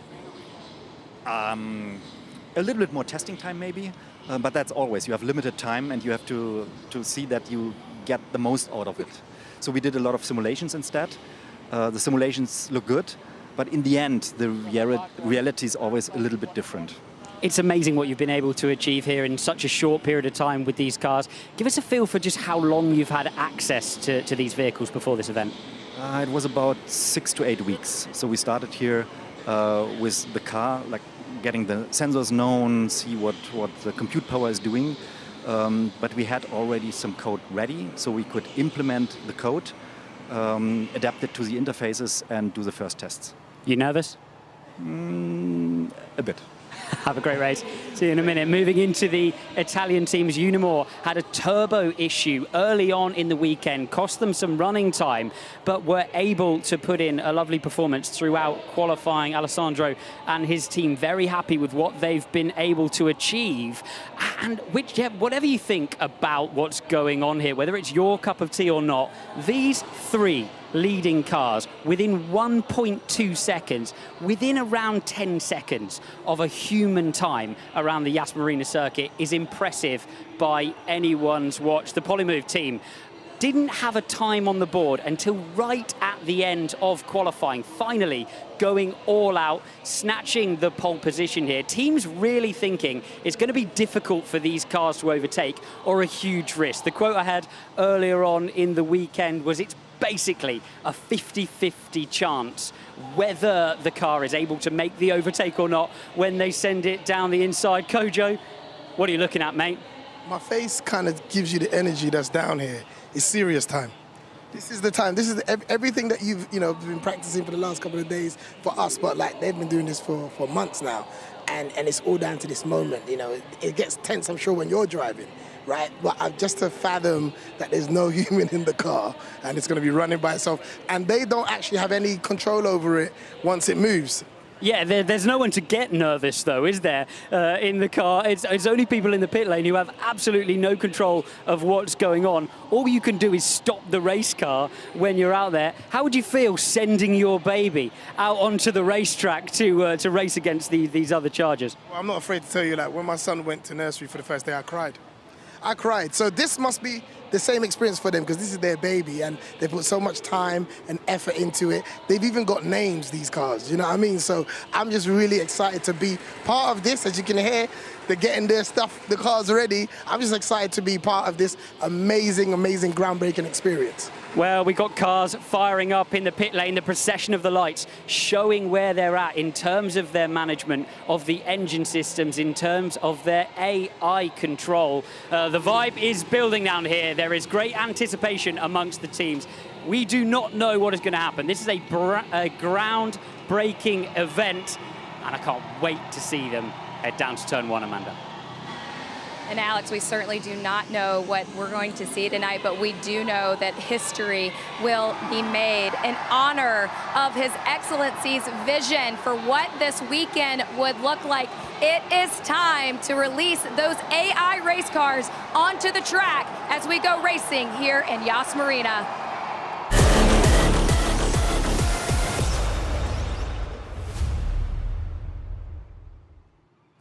Well, here we go then. History being made this evening in Abu Dhabi under the lights of the Yas Marina circuit. For the first time ever, multiple autonomous cars will be racing on a track at the same time. Teams of scientists, coders and developers from around the world will be incorporating cutting-edge technology into these racing cars and have been doing so with the aim of reshaping the future of mobility through extreme sports. This is not your traditional motorsport racing event. This is a science testing event. We are pushing the limits of what autonomous cars can do through the vehicle of motorsport in what is essentially a public science experiment.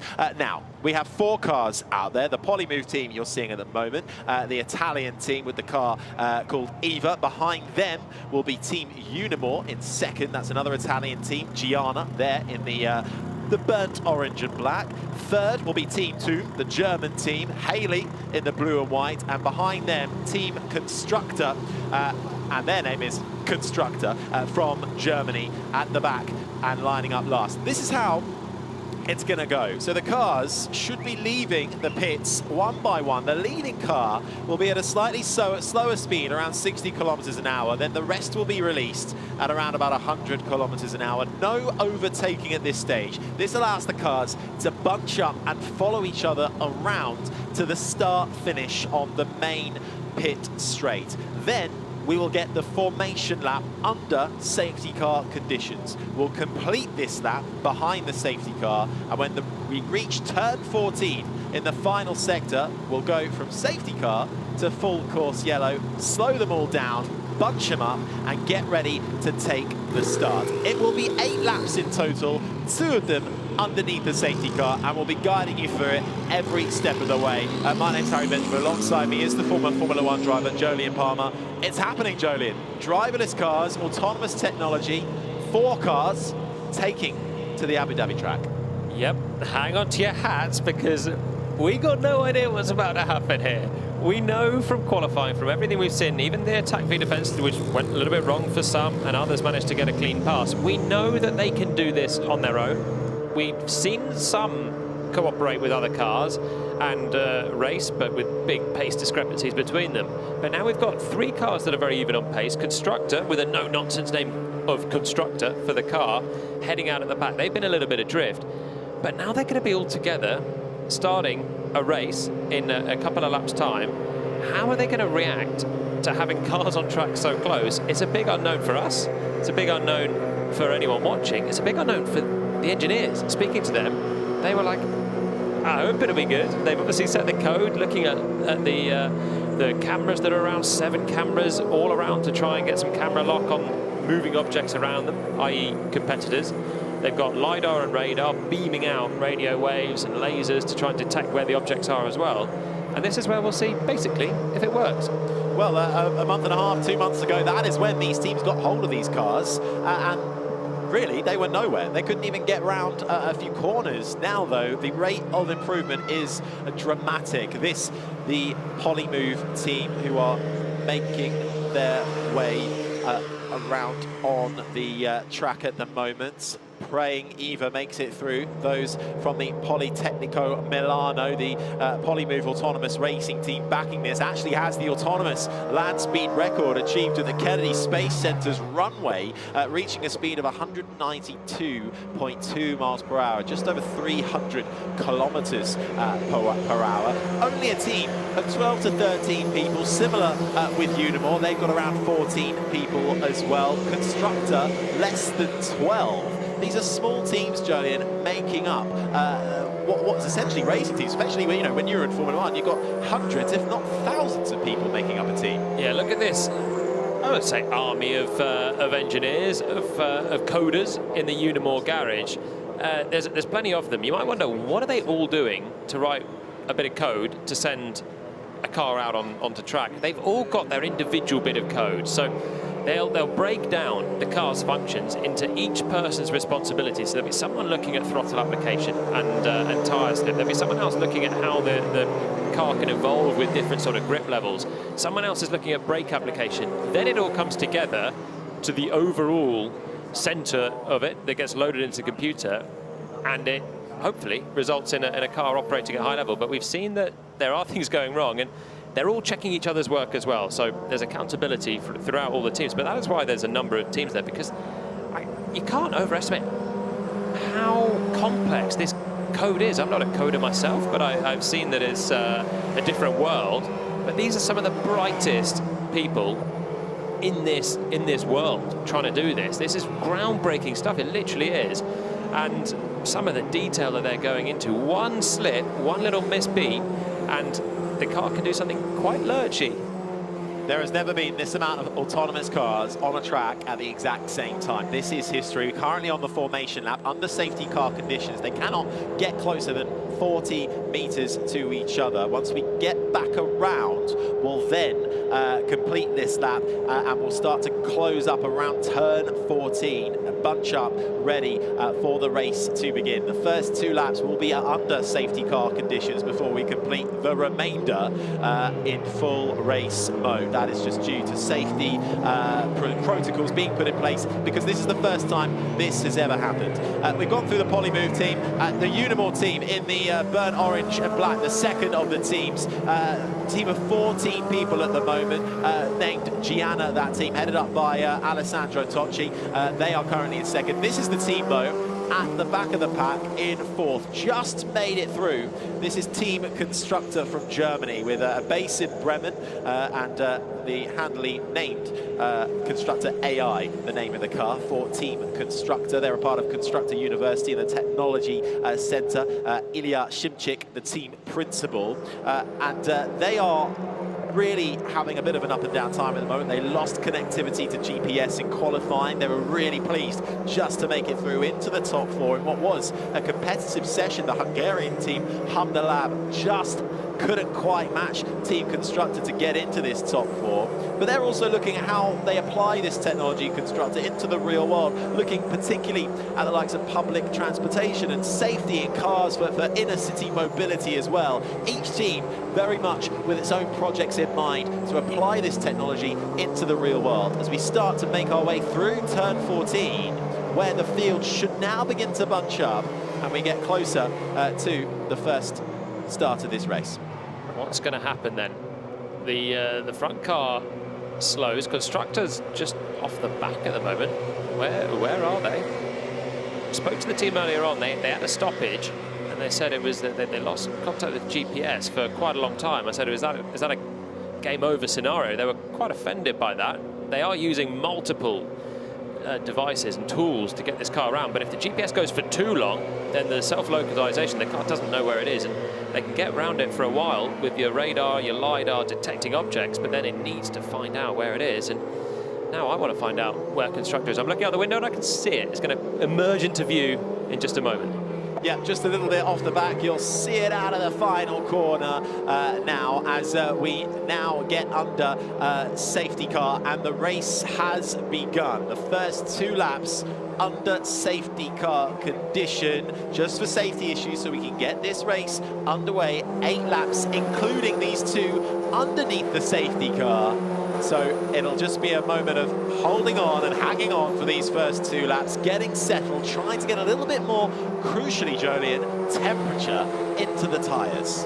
That's such a big task for all of the teams that we've had. 8 of them began, 4 of them didn't qualify for this 4-car race that we've got on our hands right now. And part of the qualifying drama was in the night session that we had this time yesterday, where even the best teams went too hard too soon, didn't have tyre temperature, simply spun out. The car wanted to go through corners at a pace level that the tyres couldn't sustain. So that's why we're a few laps under safety car to try and get the tyres into a better working window, although at this speed there's probably not going to be a huge amount for these Yokohamas that they're running. No, running very slowly behind these safety car conditions. You can just see in the background there, the blue and white Team TUM German entry, just having a little look to the inside. The difference of lines quite noticeable, even under safety car conditions. Team TUM representing the Technical University of Munich, and finding these colder conditions a little trickier. They had an incident in attack and defend earlier on in the weekend.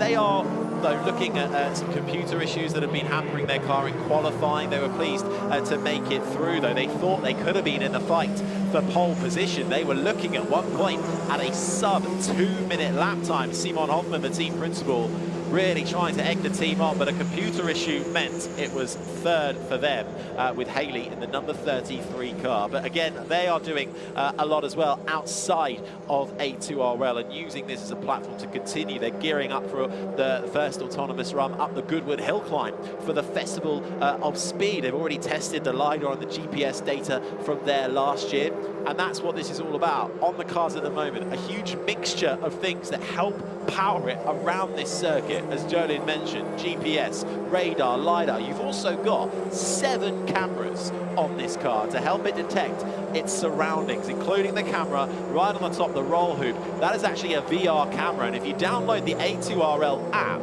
and you have the compatible VR glasses, you can use them and actually find yourself in, well, where the seat would be, where the cockpit would be in these Super Formula cars, and find yourself driving around this track. It's a fascinating bit of kit, so do make sure you download the A2RL app if you have the appropriate VR headsets as well. Again, another example of cutting-edge technology powering us forward. End of lap 1 there.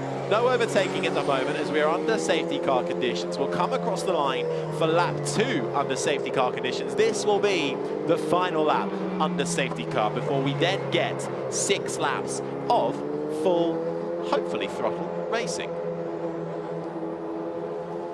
Making their way around this Yas Marina circuit, 5.28 kilometers, just over that, 16 corners, 9 to the left, 7 to the right. We've seen Danny Kvyat, the former Formula 1 driver, already making his way around in the Super Formula car. That one showcasing how driver versus AI can help benefit each other in the long run.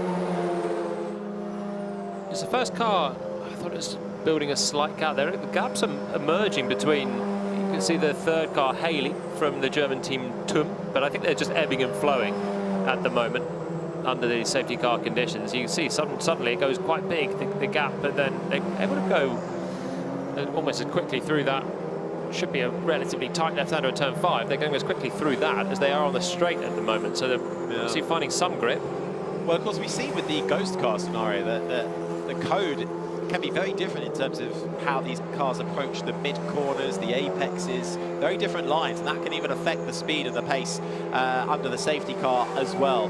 They are all limited to around about 50 kilometers an hour, but of course they were quite spaced out to begin with. Constructor AI at the back has now caught up to the rest of the field.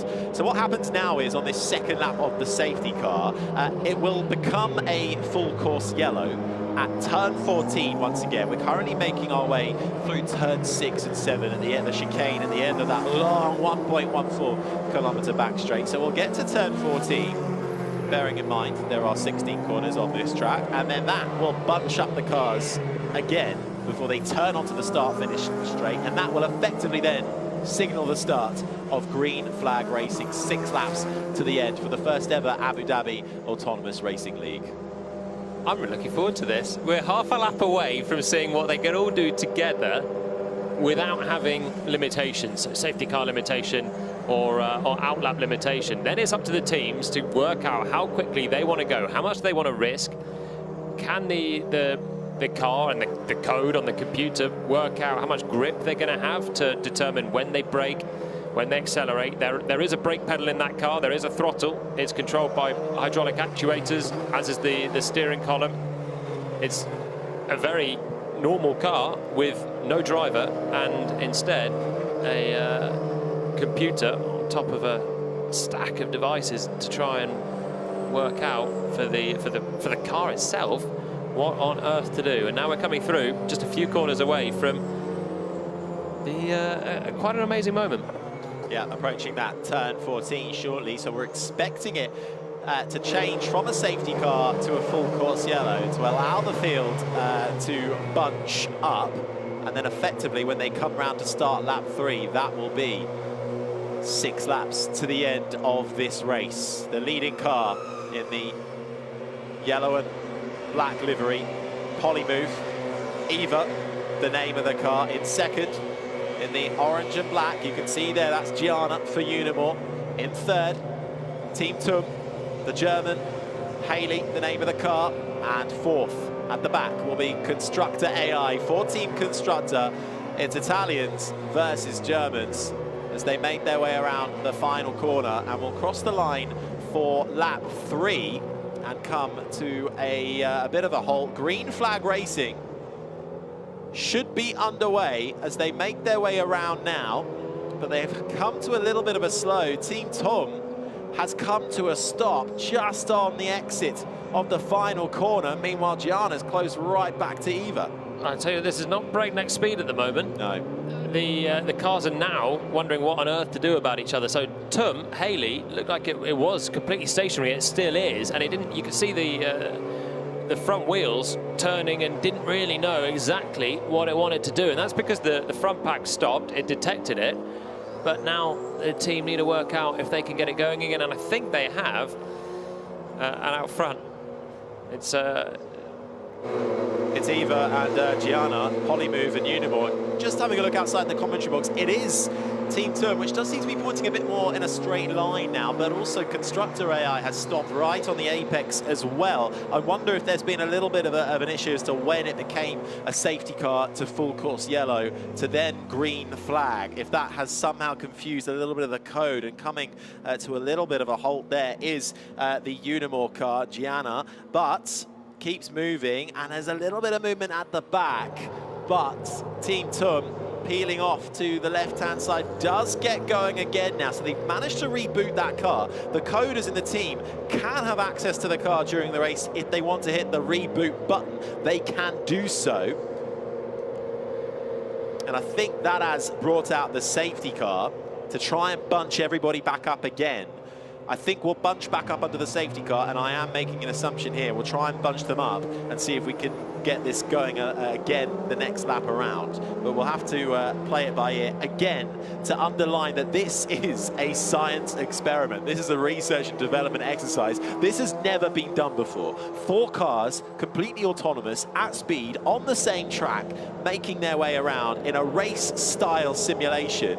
Has not been done before. This is the first. There's always going to be teething issues, but all 4 cars are now running on the track. There is a bit of a gap now, though, between the top 2 and 3rd and 4th due to the issues for Haley and Constructor AI. Let's see, though, if they can catch up to the top 2 under these safety car conditions. What's the story of the hare and the tortoise?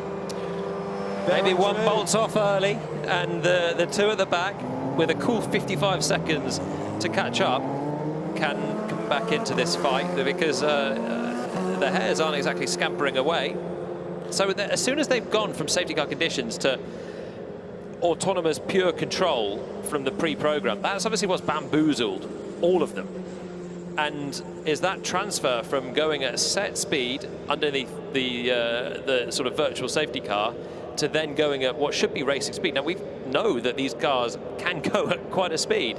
They're sort of 14 seconds off Daniel Kvyat's outright human pace. They're 4 seconds off what the test car has done, which is the autonomous lap record. So they can do it, but they've just been a little bit bamboozled and following each other. And now actually this car, the Haley, the TUM car, looks like it's able to find a little bit more pace, and it's going to just slowly relearn how to go around this track with any level of pace. Meanwhile, Eva serenely out front. Should also mention that there is a $2.25 million prize pot up for grabs to be shared amongst the teams. But they've got to get to the end of this race before they can have a look into that. So we're coming around for another lap here. There's the Unimore team, Gianna, where 1 month ago they were nowhere. Now, those computer scientists, robotics, PhD students from the University of Modena and Reggio Emiliana backing that team, headed up by the team principal, Alessandro Toschi. Watching on, hoping and praying that they'll be able to get some green flag racing and maybe even try and make a little bit of an overtake on their Italian rivals, Polymove. This is Team TUM, who had the issue coming into that final corner on the initial getaway. We still now under safety car conditions. The blue and white Technical University of Munich back team trying to close back up. So safety car then is in, and we've got the green flag back underway. So it's Polymove who leads into turn one. This is full autonomous racing now. Gianna and Unimore in second. It's the two Italians in first and second, and after the slight issues on the initial green flag, that means it's Haley and Constructor AI at the moment playing for third and fourth. And that is why I think when we cut just then to the TUM garage where the Haley is their car in third, there was a lot of shaking of heads because they were getting back into the fray under safety car conditions. But with the safety car now being brought away, we're back to racing speeds, and these two are very much in a two-horse race. Yeah, this is the Unimore car, the team made up of an incredible amount of brain power powering this car, chasing down their Italian rivals. This Super Formula car can't get up to 300 kilometers an hour, but there's a spin, there's a screech. It's Polymove, it's Eva round into the chicane, and that causes a bit of trouble for Gianna in the Unimore. Comes to a halt, but the radar, the GPS, the LiDAR on the cameras noting where Eva was on the track, finding the safe way around, picks up the pace again, but into the braking zone. We'll get another look at it. The Polymove car locking the brakes, round it went. That can bring Haley and Constructor AI back into the fray, full course yellow. Yeah, so I thought that the leading car, Eva, committed quite hard as soon as it was back to green flag conditions into the first corner, but it was obviously too much. They've been trundling around at low speed, and they have got it going, but they've got to do a full 180 to get back in the right direction, which is going to be a feat all on itself now to work out where the track goes, but then which way is the right way. Looks like they're sorting it out. The Politecnico Milano team watching on. Yeah, you can't exactly do a quick burnout 360 in these cars. They try and getting out of the way. Let's have a look, Jolene, on board and see what happened to the Polymove team. Wall was getting closer as they were turning around, so I think this is going to be what we saw in qualifying for them. Yeah, just locking the brakes, and it looked like the rear brakes just locking with no rear grip, and then Unimore locked up as well, trying to I don't know, avoid or just have their own incident because the temperatures are low and they've just put too much brake pressure into the coach. They've come in, big stop. That was one of the challenges around their circuit, and pummeled the brake pedal with those hydraulic actuators, and round it has gone. Here we go on board with the second place car, smoke screen, but the AI shouldn't be too confused about that. Goes round, is thinking, where's the race leader? You're the race leader.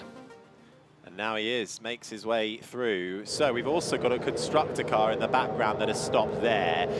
It looks like Constructor has a red light at the top, which means that the AI has lost control.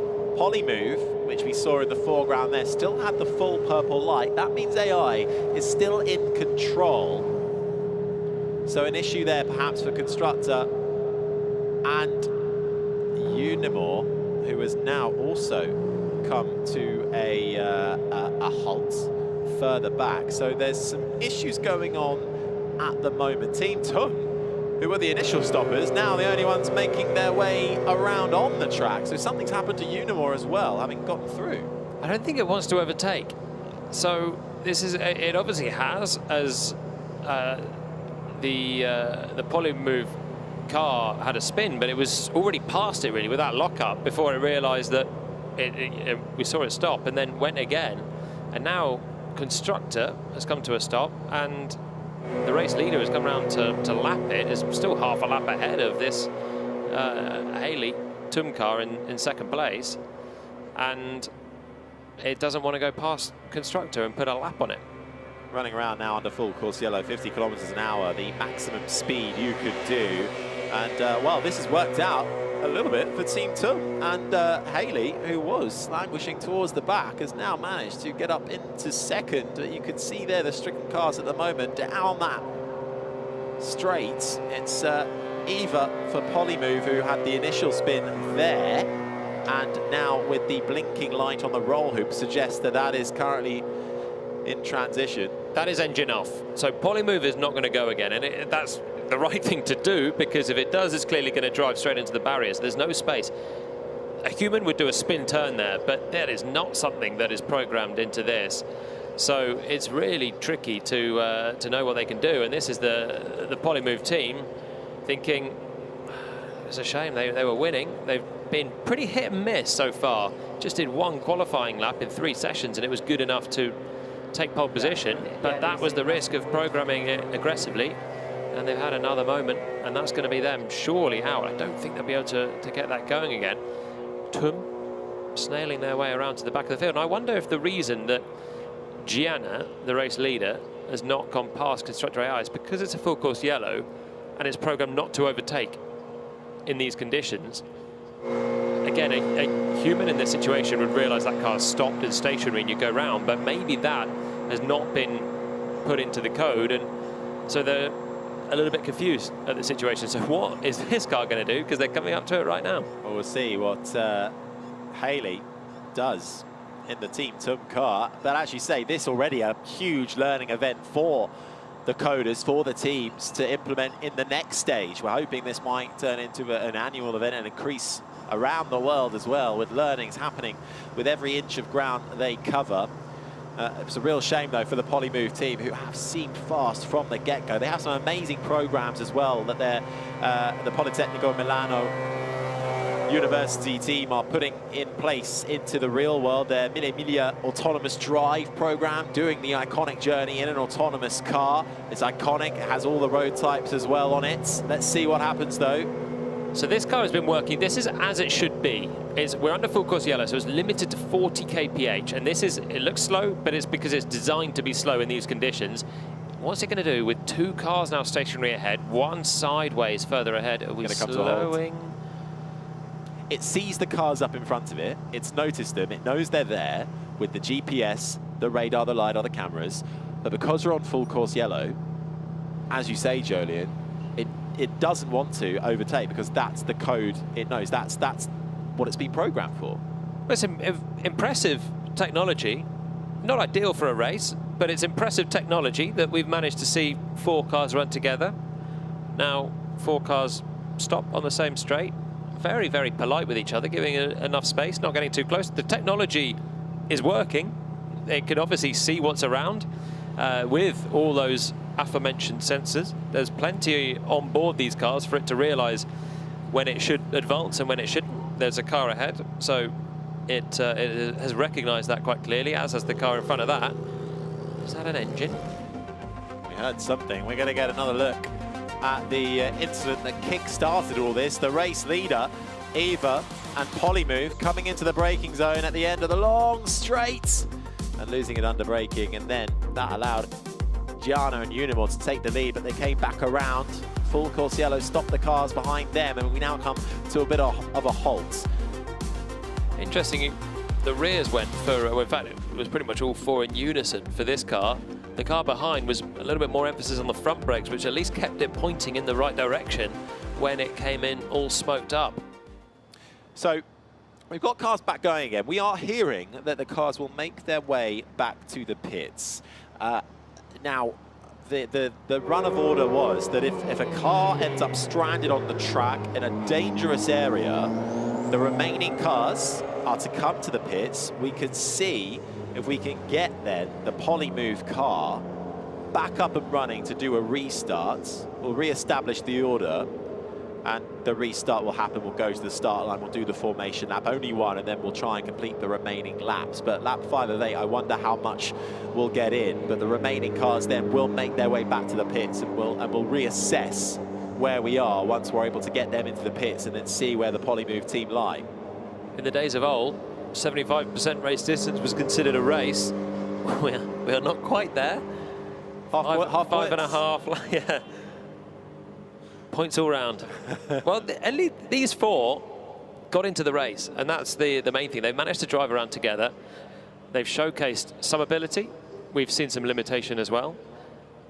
But there's some smiles going on in the garage. They've got their cars back in one piece. They've not managed to, or they've not ditched any of them into the barriers. They've recognised danger, and now they can bring it back. Yeah, Team TUM with some smiles there. They've already presented a lot of the data they've taken from their autonomous adventures so far at technology shows in Germany, and how that research can be applied to the real world. They have a bit of an open source approach, and that's being used as a model for developing better road traffic systems. That's what Team TUM in Germany are aiming to go towards. They've had a few computer issues in the build-up to this, but at the moment, after a bit of an issue in their start, they are now benefiting from what's happened to Polymove and Eva, but they will make their way to the right-hand side into the support pits. Constructor AI, the other German team, has already made their way back to the pits. Unimore, the burnt orange and black liveried Super Formula A2RL car representing Italy, has also made its way back into the pits, or is currently in the process of doing that. That is Gianna, effectively the race leader, with a lot of experience. That team from the University of Modena and Reggio Emiliana have experienced over 3 years of autonomous technology, constantly evolving, not all in Formula cars. Have been working a lot with small-scale cars to try and help the development here. Just a team of 14 people in that garage, with Polymove, the team that's currently being recovered, 12 to 13 people to Constructor at the back at the moment, the other German team making their way back to the pits. So for the time being, cars making their way back to the pits, Polymove being recovered, so it seems like a good time to head down to Amanda Busick. Well, Harry, I've been standing next to the team principal from Code 19, Laurent Walter, this entire race, and he has been giggling like a 5-year-old at the excitement of what this has been. And you said you've been really impressed with what you've seen so far. What about it has sparked your interest of impressed? Well, so many firsts for autonomous racing today. The AI versus human, incredible. And now a world record of autonomous racing vehicles on the track at the same time. It's just an amazing day for the sport. Well, Lawrence, we were talking with the Polymove and then Unimore taking the lead. You were really happy for that team. Talk about a little bit of the history and this moment right now. Yeah, I mean, it's just epic seeing 4 cars on the track, and so sad for Polymove to spin like that, but just a really great safe pass from Unimore, and they're in the pole position now. I do want to talk about your weekend, not competing in this race, but you guys had a very strong showing in the attack and defend. You also have the Boys and Girls Club from Detroit here for the STEM competition that happened. Oh, I think I hear them cheering. The weekend on a whole, we talk about this as history making. What will it be for your operation? Well, first of all, let me just say, what up, Detroit? But this is really just an amazing start to the Abu Dhabi Autonomous Racing League. We're so excited for the future of this sport, and couldn't be more proud to be part of the field here. You know, 8 amazing teams have been here working there as hard as they can to, to drive for the future, and it's just, it's really historic. And with your expertise, we did take a look at the replay of that Polymove spin. What would have caused that?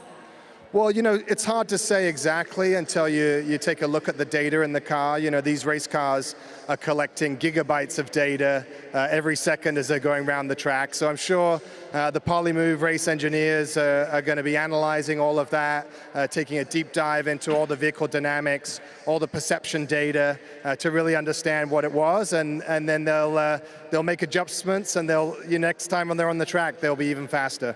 Thank you, Lawrence. And Harry, just to confirm, Lawrence has been standing right here with his cell phone watching this entire race. So they may be competitors on track, but they are supporters through and through of this inaugural race weekend here in Abu Dhabi. Yeah, thanks, Amanda. Brilliant to have Lawrence with you. Maverick the Code 19 racing name, that team from America. Big fans of autonomous racing since, well, back in 2020. They run a brilliant boys and girls STEM club in Detroit, which they were referring to there, working on a mini version of this AI car for young engineers. So, you know, it's not just what we're seeing right now, it's development for the younger generations as well to have a wider footprint. We are, Jolie Palmer, going to get a restart to this race. We are. They're pushing the constructor car down then to get into the end of the pit lane. They did all right, didn't they, Code 19? There are 4 teams that exited after qualifying, but they were younger teams. They were not in terms of the human age, but in terms of their experience in this autonomous racing. And they had various degrees of success. Lab, Hungarian team, only just missed out on being in this final in qualifying earlier on. They were a second and a half away from pipping constructor and making it into the top 4. And they'll be a little bit disappointed with that, but they were very happy with their own progress. And it's the same for Code 19, for our other teams as well that haven't made it through, not able to take part in this final, which is going to see another few laps. Yeah, we will get another few laps. We'll get a formation lap under safety car, but unlike the initial start, it should just be 1 lap under the safety car before it then turns to full course yellow in turn 14. They bunch back up, and then we'll hopefully get a few racing laps to finish off what has been a remarkable evening under the lights. But we can take a look back at what's happened so far this evening. Well, this was the initial beginning of the race, and it was Polymove in the yellow and black car from Italy. Eva, the name of the car, who had the best view in the house, being chased down by the Italian compatriots, Unimore. But Jolie, this is where it all went wrong. Just too late on the brakes, probably too hard on the brakes, really. And the second car there, the Unimore car, did a very similar thing, but managed to just be underneath the limit.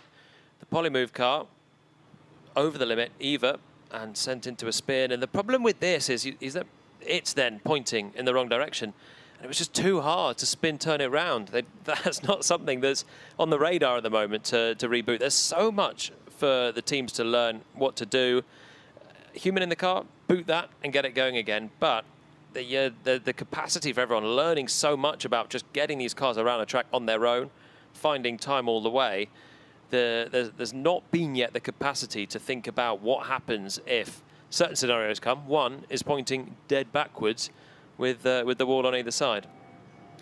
Well, we'll just getting things back underway here. There will be a restart to this race, so we will get the last few laps of this 8-lap race underway with 4 fully autonomous cars making their way around this Yas Marina circuit here in Abu Dhabi under the lights. Just over 5.2 kilometers this track, 16 corners, 9 to the left, 7 to the right, and cars packed full of coding to make their way as efficiently as they can at this stage with the technology around. And smiles from the A2RL mechanics there. These cars, mechanically wise, completely identical. The teams have no input with the mechanical setup or anything like that, do they, Jolie? It is purely all about the code and the computer. That's how we want it to be. These guys have been really busy this week as well, with various issues that have gone on for the weeks in the testing, where the teams, even the best teams, have been having their own moments, some of them quite dramatic, and finding the barriers. They've been putting the cars back together as and when needed, and now we're into a position as the Polymove car is on the back of the flatbed. Is that now back in the pit lane? Yeah, there we go. So we're not going to be too far away, hopefully, from getting this going. But yeah, these mechanics have been really working hard with the teams, but I like the fact that they're not allowed to change the setup. So it's a locked setup. Every single element is controlled. You don't get that in any other series, really. It's all about getting the most out of the driver and then getting them in tune with the setup. But with no driver to give the feedback, you want to just keep a stable platform on the setup. There's so many elements to this car that you could tune, and that'll be somewhere for the future to open that up for the teams as well, to work in harmony with the code. Things like your suspension settings. The roll stiffness is very stiff for these cars. It's set up to try and get the temperature in. So you increase the roll stiffness, you generate more tire temp through your mechanical stiffness. But it does mean the cars are a little bit more lively, and things like that big rear lock if you could soften off the bars, you might have a chance of getting a bit more compliance into the car. So that's an area for future development, but as it is, it's all down to the code on the computer underneath the cover in the cockpit there. That is what is controlling this.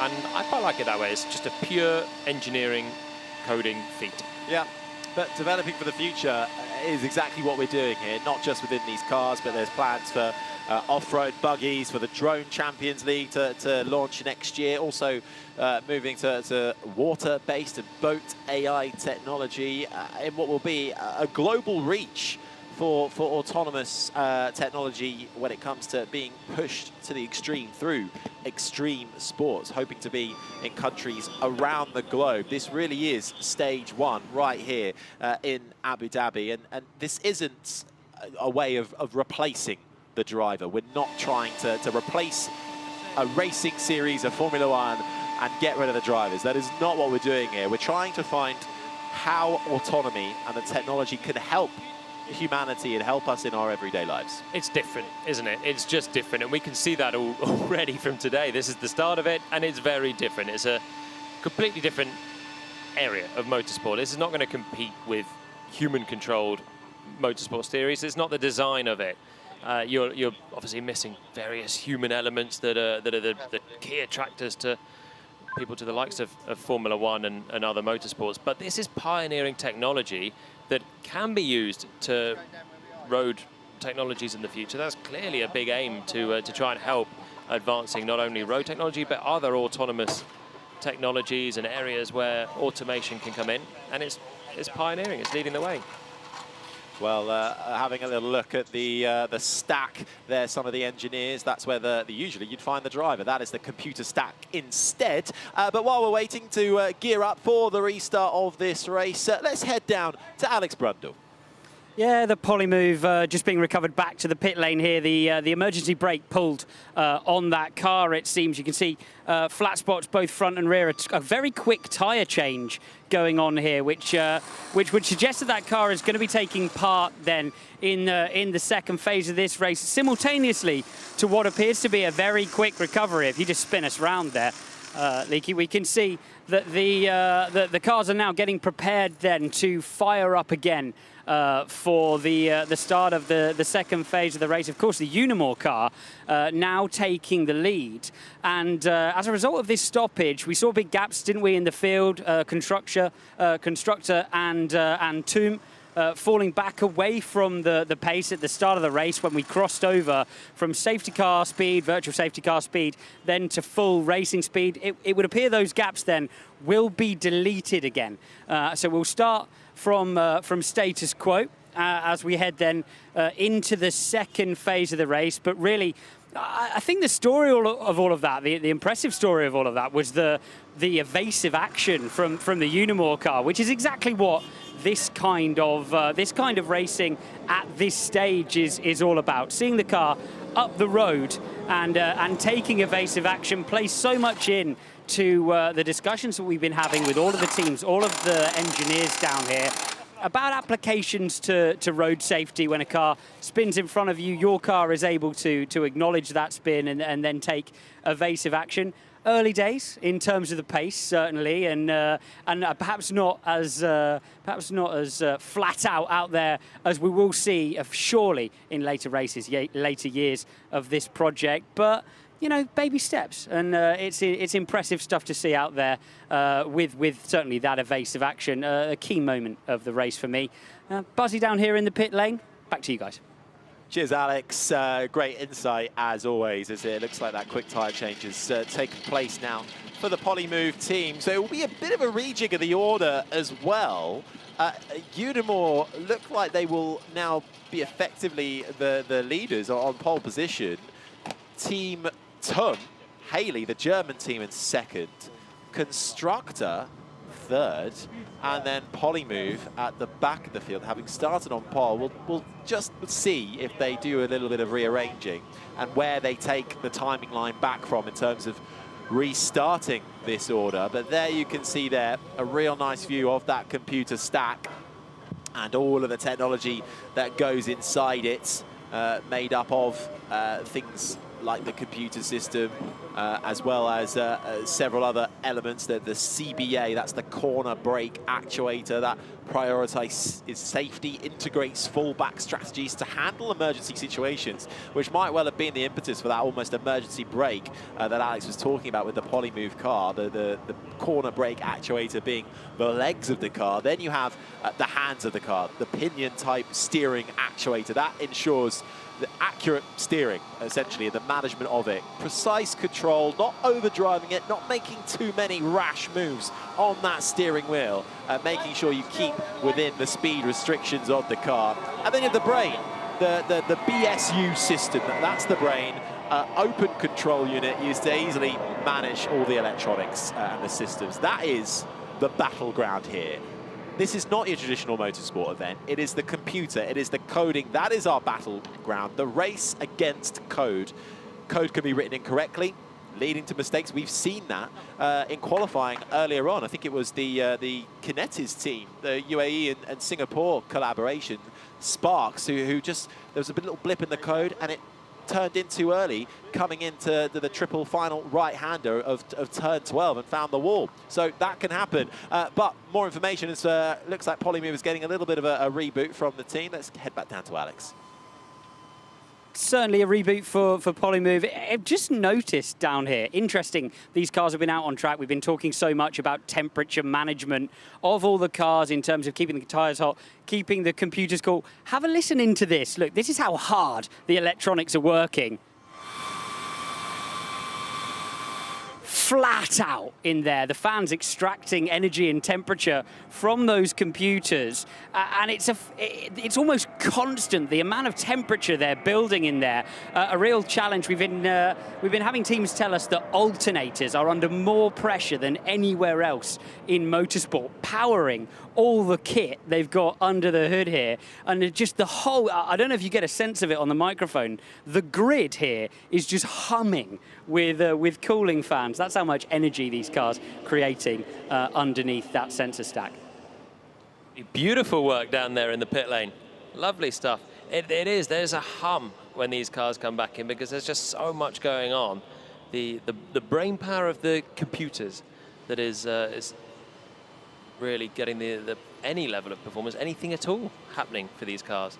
Yeah, work continuing on at the back of the pack for the Polymove team, the ones with the issues. I mentioned some of the work they're doing as well when they're pushing the limit of this technology, which we've seen out on track. They have the Milli autonomous drive program, which is a perfect test ground. They have, well, told me earlier on, because of the famous Milli iconic track. Usually, you see your typical, your petrol car making that way. It has so many different road types, so they are using autonomous technology to make their way around that. So that's just one of the projects that they've got going on. Still work being done, though, to get this race restarted. It will be restarted. We will get 4 autonomous cars back out on track. In the meantime, though, let's check in with Amanda and Kojo. And Coach, as you've made your way back over to this side of the racetrack on these pits, you were over in the support pits for the start of the race. What were the teams like at that moment? They were kind of focused. They were really kind of making sure that all their practice, all the changes, all the coding, it was aligned. They were ready to go. Everybody had their phones out, ready for the first race, you know? And as we was coming back to this side, we just heard the bang. And then obviously it's live, it's an experiment, and I think this is all good. There's no kind of negative to kind of look at this moment. It's about learning as much as we can about what they're trying to do here.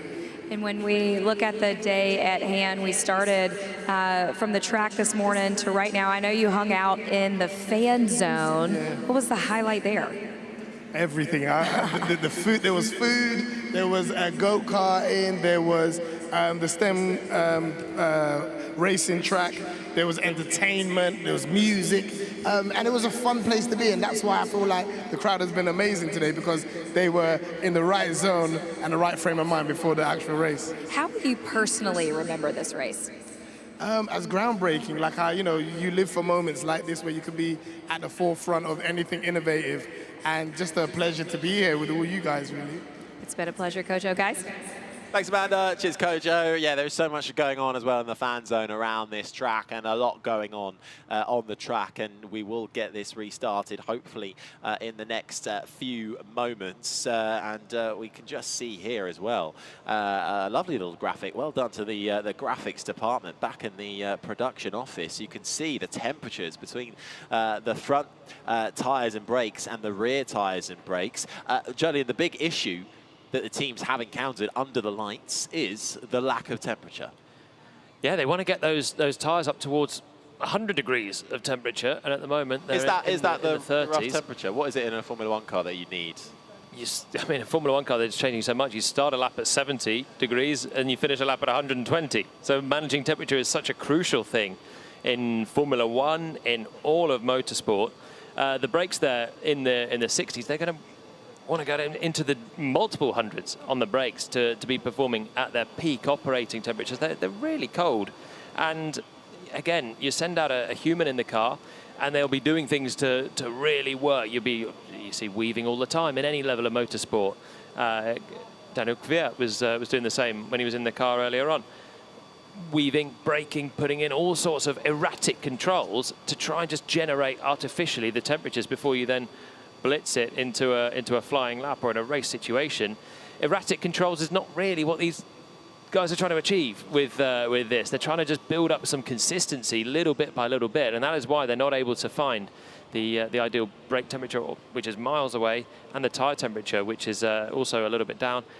And that, as a knock-on effect, means that they're struggling to keep it in a straight line when they're starting to lean on. In the heat of the day, it's a little bit easier for them, but as the track's cooling, and it's still cooling out there, it becomes a little bit harder. Maybe they're just dialing in here now on the Polymove car, just taking out a little bit of that risk.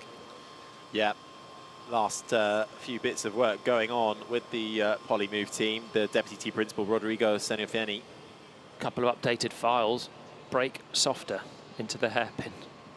They've got to update it, Harry. Otherwise, it's going to spin again. It's going to happen again. It's repetition. Exactly. This is AI. If you're told to do that, it will go out and do it again. So you have to put in a different input if you want to have a different result. So they're out there plumbing away on a little bit of code, updated, and obviously one aspect of that went wrong on the last race. So they've got to update that on the fly here, dive into it really quickly, analyze what went wrong, and a bit of pressure now to turn this around. Well, it's interesting. One of the other projects that Polymove is working on is this project called Ascari, which is AI tech used in high-performance cars. So essentially, you get a really plush Ferrari or something incredibly powerful around a racetrack, and perhaps you're not getting the most out of it. You're not getting the most out of the racing line. You're not braking late enough, or you're not getting on the throttle early enough. They're implementing through this Ascari project AI that can help you as a driver achieve those things and also protect you. If you brake way too late, it will come in and save you from having an incident. So that's just some of the amazing technology that they're trying to develop, something that could have helped you in your Formula 1 days. Oh, Harry. Oh, dear. He's gone there. He's gone there. I mean, come on. I left it I was a while. before my time, wasn't I? Imagine if I was coming up through the ranks now, I'd be seeing this and thinking, how can I improve? And we're a few years away from that just yet. But look, autonomous vehicles in general, particularly autonomous cars, is going to be advancing at such a rate. Already on road cars, there's things like park assist. There's things like brake assist if on certain vehicles where the car lane assist, all of these things where the car can detect on vehicles on the road right now certain aspects, but there's no autonomous car that can drive purely out there and you don't have to worry about it at all. There's also various legislation that is not up with that as well, and maybe quite rightly at this stage, but it's all advancing, and that is the aim to move towards that. The technology is going to be there. It's just a matter of when. Yeah. Well, still some work being done on that yellow and black Polymove car, which is the car that initially had pole in the lead when we got going for this 8-lap race. Then hitting the brakes, coming into the chicane at the end of the long back straight, spinning around, and that caused a bit of havoc, and we had to stop the race and get all the cars back to the pits and restart, rejig the order. We're now just currently waiting for Polymove to make its final fixes, a slight change to the code perhaps for them. We're hearing the engines being fired up. That's a good sign. The men with the laptop have gone away from the Polymove car, so one can only hope that we are just moments away from getting this race back underway around this Yas Marina circuit. The grumble of a 4-cylinder engine. We can hear it again. 2 litres, 550 horsepower in the back of these things. They're quick, and they're going to be ready to go hopefully soon. We're going soon. Let's head to Alex. Yeah, down here on the grid for the second part of the race. It's always interesting, as you can see, you may have been seeing throughout the weekend or throughout the race event so far, this light on the top of the roll hoop here. It's a progression of lights to show the team exactly what's going on with the car. Green light means ready, but the car is safe to approach. But as we head down the pit lane, have a little bit of a look at the constructor car, you can see this purple light on the top of the roll hoop here. That means that the AI, when it's flashing, is starting to take control. When that light then goes solid, it means the AI has taken complete control. And indeed, when they lose that purple light on the top of the cars, it means the AI has lost control. So a really interesting indication for the teams, and a safety feature on these cars. We've been instructed very, very strongly never to stand in front of a car when that purple light is on. It's entirely under AI control. It's going to take off down the racetrack like a shot. So yeah, it's an interesting safety feature on top of the cars. Interestingly here, several of the cars have started the engine. Polymove's still waiting with the jump jacks underneath the car and with the batteries plugged in, but we'll be expecting them to get fired up and potentially rejoin the action in a few moments' time as the Unimore car makes his way out onto the racetrack once more, swiftly followed by Tom and constructor. So we're back underway, guys. Yeah, cheers, Alex. So first 3 cars making their way out onto the track. It's Unimore who will head the field, then Tom, then constructor, and then hopefully Polymove will get out on the pits. The final car still up on its jacks, as you can see there. The Italian team, thumbs up though from the mechanic. That's good news. The car named Eva, who had pole and the initial lead of this race, and hopefully we'll try and catch back up. We completed 5 laps. We'll get a couple more to get to 8. Under the lights, tyre temperature is going to be an issue. They're now rolling that car. I wonder, is this actually the end for Polymove, being rolled back to the garage and not heading out on the track? Looks like it. Looks like that's it. So I think they've obviously got still a bug somewhere in the code, and they're not happy to release it because mechanically that car was sound. It had a lockup. They changed the tyres.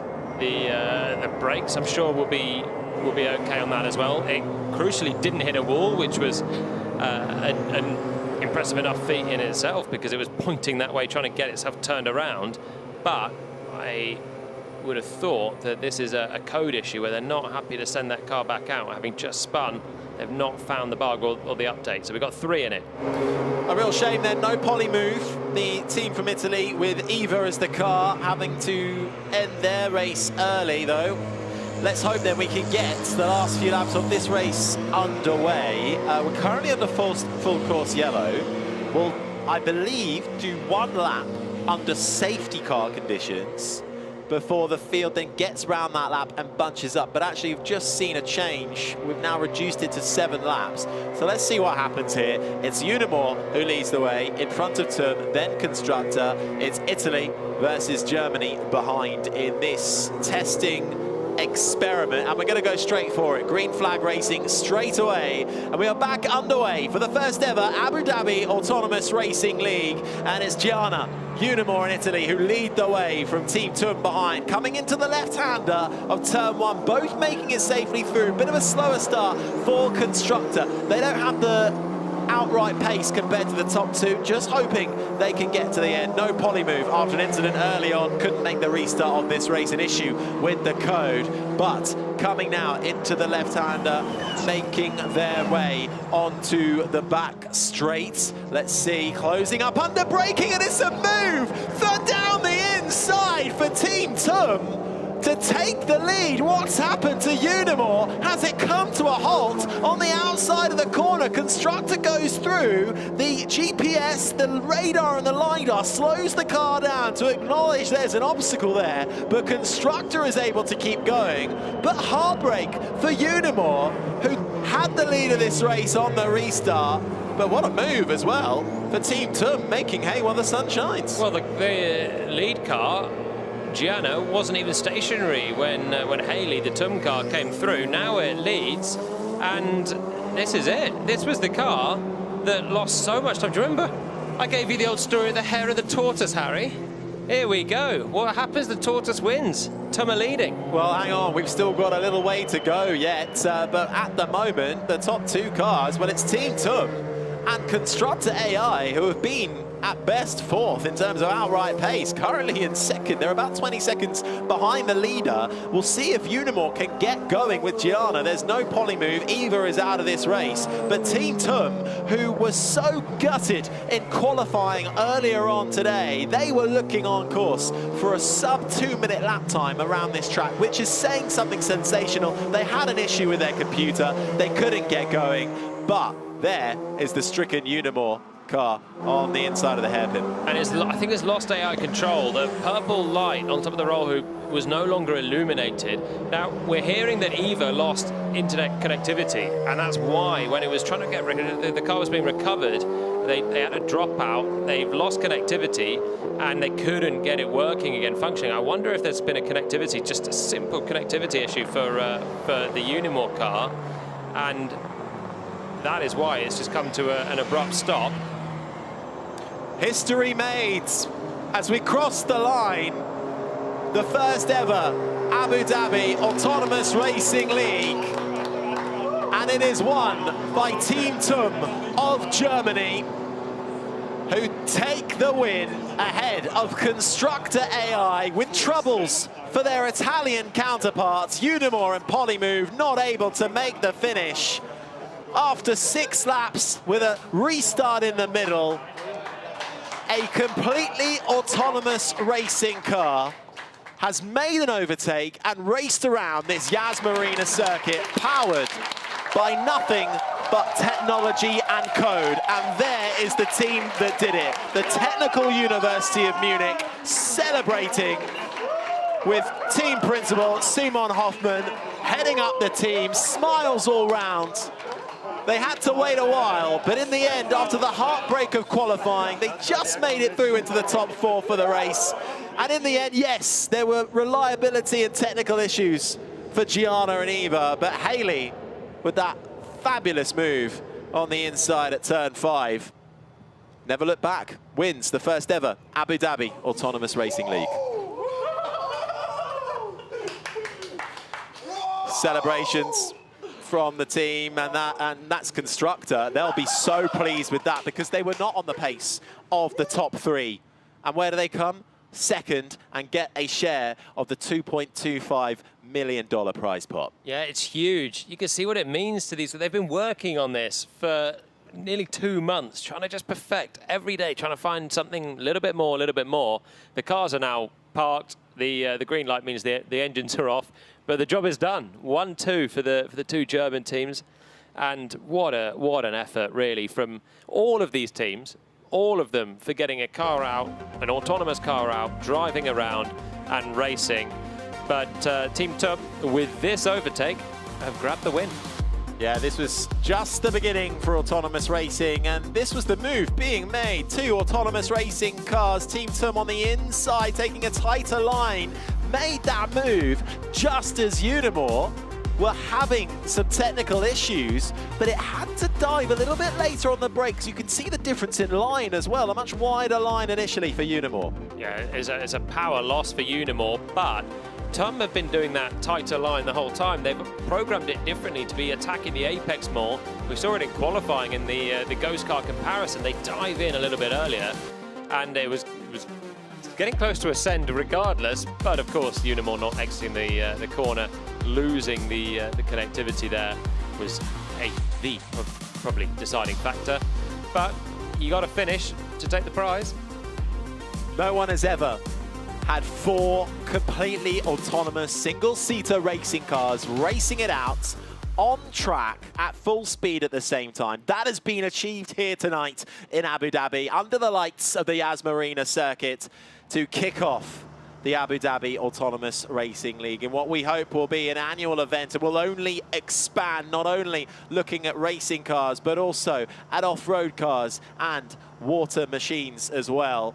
This is just the beginning of what is possible for autonomous technology and how it can help develop and ease some issues that we have within our everyday human lives. We talk about safety on the roads, we talk about efficiency, we talk about accessibility, providing self-driverless cars for those that are perhaps disabled, but also the economic impact as well, trying to create new opportunities and encourage economic growth, lowering carbon emissions as well with the environment, getting a massive benefit. And this hopefully helping the public perception. We're open and honest about that, but this has been a science experiment done in full transparency. Nothing is off limits, nothing is being hidden away. We are seeing exactly the problems and how we are fixing them to find that data and to move forward with it. The ethical and social implications that come with it, of course, this could eradicate things like bias going forward in the future, but also helping do social good as well, Jolien, like healthcare and helping improve things like that, or poverty and education. It all has an impact. And although, yes, it's hard to tell that impact just from seeing 4 racing cars make their way around a track, but the impact is bigger than that. Oh, it's a huge technology step into the unknown and a big advancement having this. This is groundbreaking stuff for automation. And, yeah, lovely synopsis there, Harry. I guarantee the next time, and after this I'm sure there will be a next time for the A2RL series, whenever it is, I guarantee the step up will be vast, because every day there's new breakthroughs coming for the teams, for the test car as well. They're finding bits the whole time. The advancement in autonomous technology is going at quite a rate. Well, we're hoping to get a podium ceremony as well. Best lap achieved in that race, a 2:19.2. So there is a way to go. That was done by Unimore once they took the lead. When it's sort of one-shot qualifying lap, it's a little bit closer to 2 minutes. So there is still a way to go, but that just gives you a little idea of where we're at the moment. I think that was Unimore when it came to a full stop though, didn't it? Going around the Polymove car. When Polymove spun, because I think that was the only real lap at semi-race speed. Very good point. In the end, it was a tricky feat to get them running round at the pace that they were running in qualifying on their own, but they didn't hit each other. They saw the obstacles, went around them, managed to, well, some of them were the obstacles, but the others carried on and, yeah, managed to not light up the timing screens, but at least display that they can read the road and get around quite nicely. Where was the iconic move you made in Formula One that never got shown? It was, well, what you're referring to here is my famous move in 2016 in Abu Dhabi. Best move, one of the best moves of my career. And it's on the corner that they changed. So turn 5, where the Unimore car came to a stop there, used to be a chicane, left, right, into a left. Went around the outside of 3 cars on the first lap of 2016. One of Formula One's epic overtakes. Not witnessed on camera, would you believe it? Shocking. Would you believe it? Shocking. Well, we certainly witnessed the overtake for Team Term on Unimore under the lights. They've got 7 cameras on the car, so you can't miss it. No, I needed that, didn't I? Didn't even have one. Ahead of the time. Technology's moving. Exactly. Exactly, but too early. Too early. But that is the end of the Abu Dhabi Autonomous Racing League. Will be a bit of a drone show, fireworks as well. We'll await for the podium too, but we'll get a bit of a light show now. As you can see, the lights dimming, and on they come.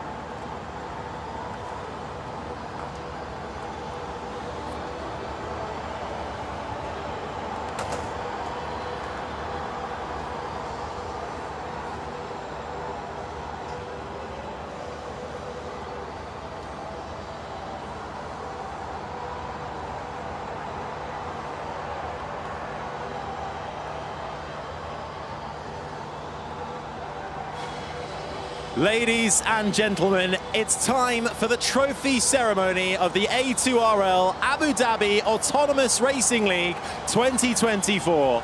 The trophies will be presented by His Highness Sheikh Thayab bin Mohammed bin Zayed Al Nahyan, and His Highness will be accompanied by the Deputy Chairman of the Presidential Court for Development and Fallen Heroes Affairs, His Excellency Faisal Al Banai, and your winners of the A2RL STEM Trophy will be Harriet Watts, making their way to receive their trophy.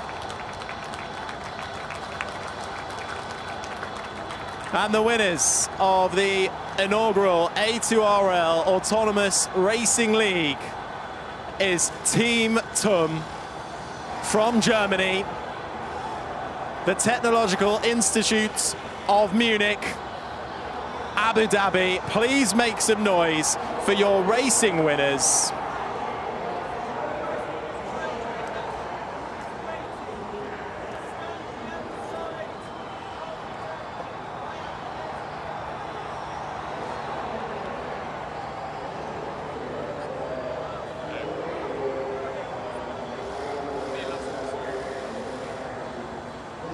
The podium ceremony getting underway then in what is an epic feat of technology achieved, autonomous racing, with Team TUM making an excellent overtake on the inside of the left-hander of turn 5 on the Unimore team, who then ended up having their own struggles.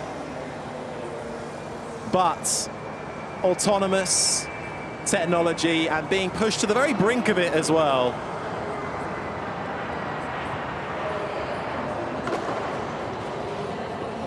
Highlighting this event at the forefront, Abu Dhabi being at the forefront of autonomous technology. This being the very first fully autonomous race. Never before have we had 4 autonomous racing cars racing around at the same time on the same track. History achieved here in Abu Dhabi tonight. Lots on offer this evening that we have witnessed under the lights of Yas Marina. Of course, we had AI versus the human driver. Daniel Kvyat, the former Formula 1 driver, a 2-time podium finisher, versus the fully autonomous TII car, which was the basis of the code for our 8 teams that took part in the inaugural Abu Dhabi Autonomous Racing League, with 4 making the race, and the winner being from Germany, Team TUM, headed up by Simon Hoffmann, and a fantastic team of robotics, engineers and mechanics. A fantastic team full of engineers, mechanics and coders who are at the forefront of it, and of course get their share of that huge $2.25 million prize pot. What could they achieve with that money to develop autonomy within the wider racing world too, as it is time for the trophy ceremony that's taking place. The trophies being presented out. Your winners of the A2RL STEM Trophy being taken at the moment. That's been going on in the fan zone throughout this week. Harriet Watts taking the spoils on that occasion, highlighting Abu Dhabi's commitment to STEM and finding the next generation to power us forward, using autonomy to help develop our human lives. A fantastic effort achieved. And there to receive their trophy on the main straight, on the grid of this fantastic facility, Abu Dhabi, the Yas Marina circuit, a mainstay on the Formula 1 track. And of course, we've been using the basis of Super Formula cars, and that is as high-paced as you can get in terms of outright speed outside of the pinnacle of motorsport in Formula 1. A fantastic effort. Team TUM lining up for the photos as well. And an excellent shout out to Team Constructor from Germany, who managed to stay in it till the very end. Yes, they might not have had the pace, but to end up coming second, a fantastic feat as well. As the trophy ceremony will continue to unfold, with those only left on the grid being the participants, and shortly the Royal Highness. And there you can see the top 4 from the inaugural Abu Dhabi Autonomous Racing League. Teams from Germany and Italy represented. In the end, it was a shame for Polymove. The Politecnico Milano entered team, who has showcased such raw speed, started the race on pole initially, and then with technical issues, an internet issue, couldn't make it to the end of this race, couldn't make that race restart. And that led the way initially for the Unimore team, their Italian compatriots, but then they themselves with that issue, coming into the left-hander at the hairpin, turn 5, as you make their way onto the back straight. And the dignitaries and the royalty of Abu Dhabi making their way onto the main grid to begin the podium ceremony proper now. We're just about to get underway in what has been an intense evening of action here in Abu Dhabi, setting the standard. We've come so far in just a couple of months, and now we can see His Highness, and accompanied by the Deputy Chairman of the Presidential Court for Development and Fallen Heroes Affairs, His Excellency Faisal Al Banai, congratulating the winners taking part in the A2RL STEM race that has also been going on here. The trophy going to the winners, Harriet Watt. Fantastic efforts. And a round of applause as we race to innovate. And it all begins right here in Abu Dhabi. This just the start, and what we hope will turn into an annual event. And there, His Excellency handing out the winning STEM trophies and liaising with the next generation who are going to power us forward using the data that we have learned here, developing the code and the autonomous technology. The trophy handed over to the top 3 from the A2RL STEM, and on the grids behind what they're hoping to achieve one day as well, the Abu Dhabi Autonomous Racing League cars. But right now, currently, it's His Highness, along with the Deputy Chairman of the Presidential Court for Development and Fallen Heroes Affairs, His Excellency Faisal Al Banai, handing out the trophies and just discussing with the top 3 from the A2RL STEM series that has been going on. And then we will hand over and congratulate our winning team. You can just see them on the left-hand side, all lined up, waiting to receive their prizes. And of course, just to reiterate, it is a $2.25 million share of the prize pots. And the grid absolutely getting packed out. The Polymove team here supporting along with Unimore. The Italian rivals in the end couldn't quite get on top of their German rivals. And a good result as well for Constructor AI, who didn't quite have the outright pace of the top 3 teams, but made it into second in the end.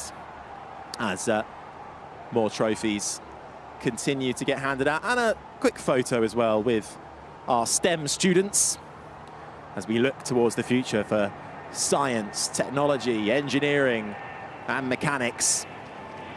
And another round of applause there to these 16 to 21-year-olds that are taking part. Abu Dhabi and the hub that is being created here to fast forward the future of technology and implement it into our everyday lives, fast forwarding it through use of extreme sports, with motorsport being one angle, but we expect to see it happen with drones, with off-road buggies, and with boats as well.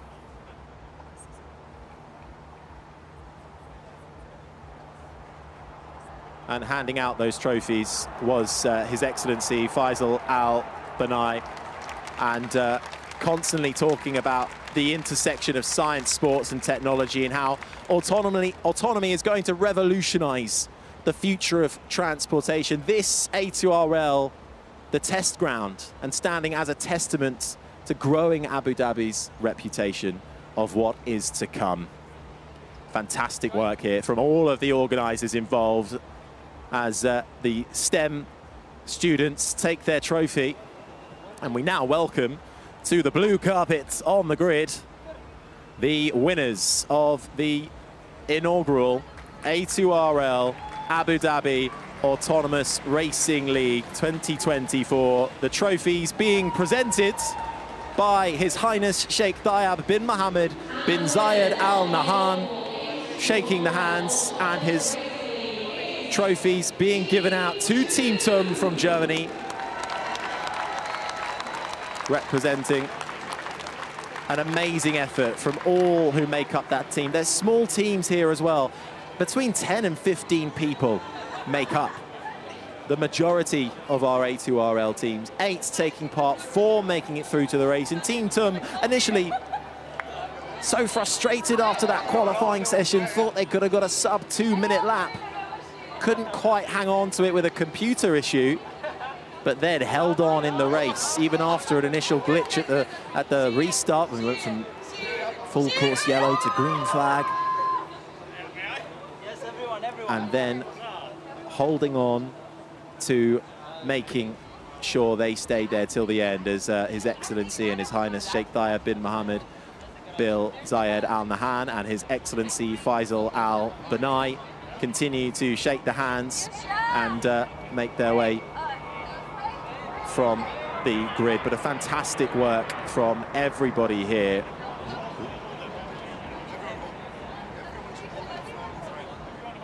Fantastic to see the whole team coming out and supporting as well, and the other teams as well.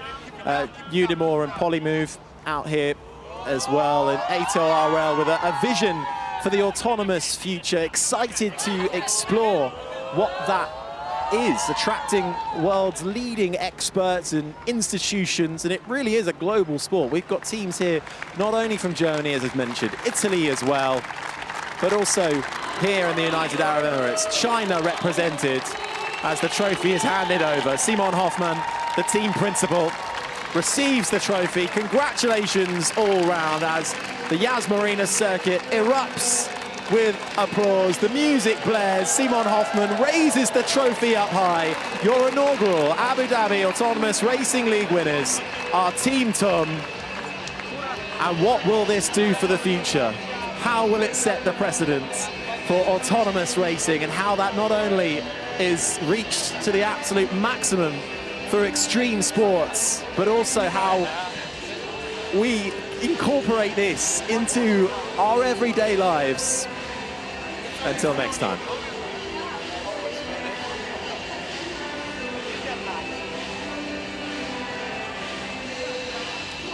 Time will come sooner than we might think, as we're hoping this will be an annual event and grow globally as a technological ground. This has been a public science experiment as the Royal Highnesses leave the grids and Team TUM end with a celebratory photo.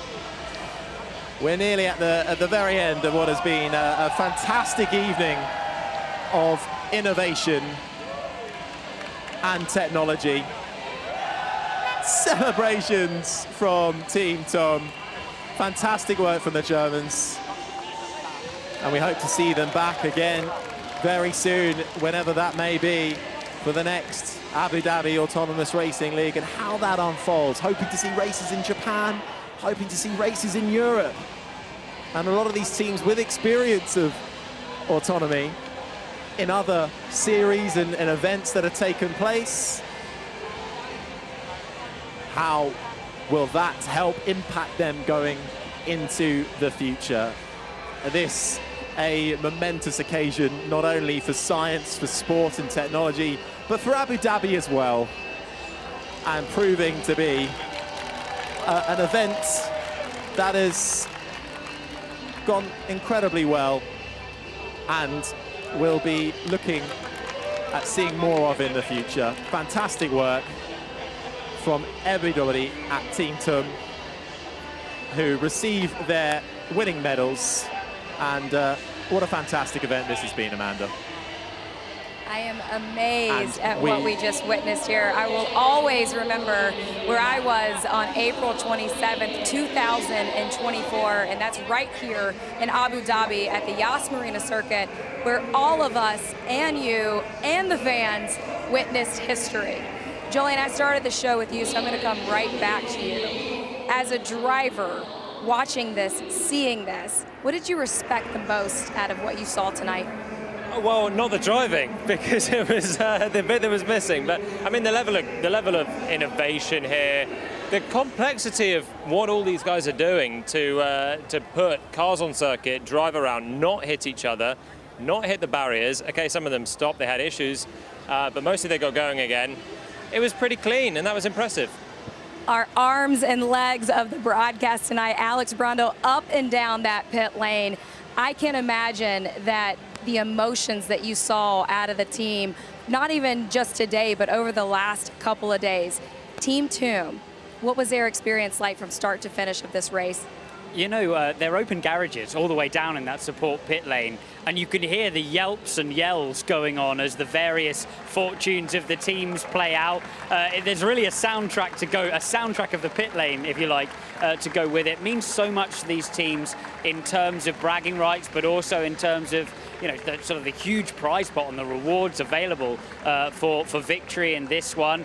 And of course, fortunes turned, although they were kind of moments where cars stopped. Fortunes turned so quickly in that event. So yeah, Team TUM obviously delighted with that, but also, you know, you can sense the loss when these teams not only lose out on the opportunity to win the race, but also see their coding fail, and the frustration that they feel when they can't reach out, put their car back the right way around and send it off again. They have to wait for the next run.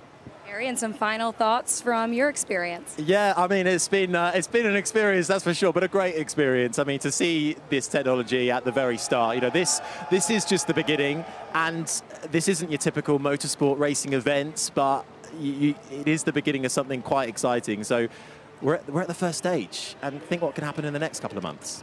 Well, I woke up today not knowing what was going to happen today, and I think each of us will leave here very impressed by what we saw here tonight at Abu Dhabi. For Kojo, for Steph Wentworth, for Julian Palmer, for Alex Brundle, for Harry Benjamin, to our producer Charlie, to the entire Hey Fisher production team, to all the professionals that traveled around the world to be with us here tonight, to the fans, to the teams, and to everyone watching at home. It's been an unreal night sharing this experience with you. Until next time, here we go to Beyond.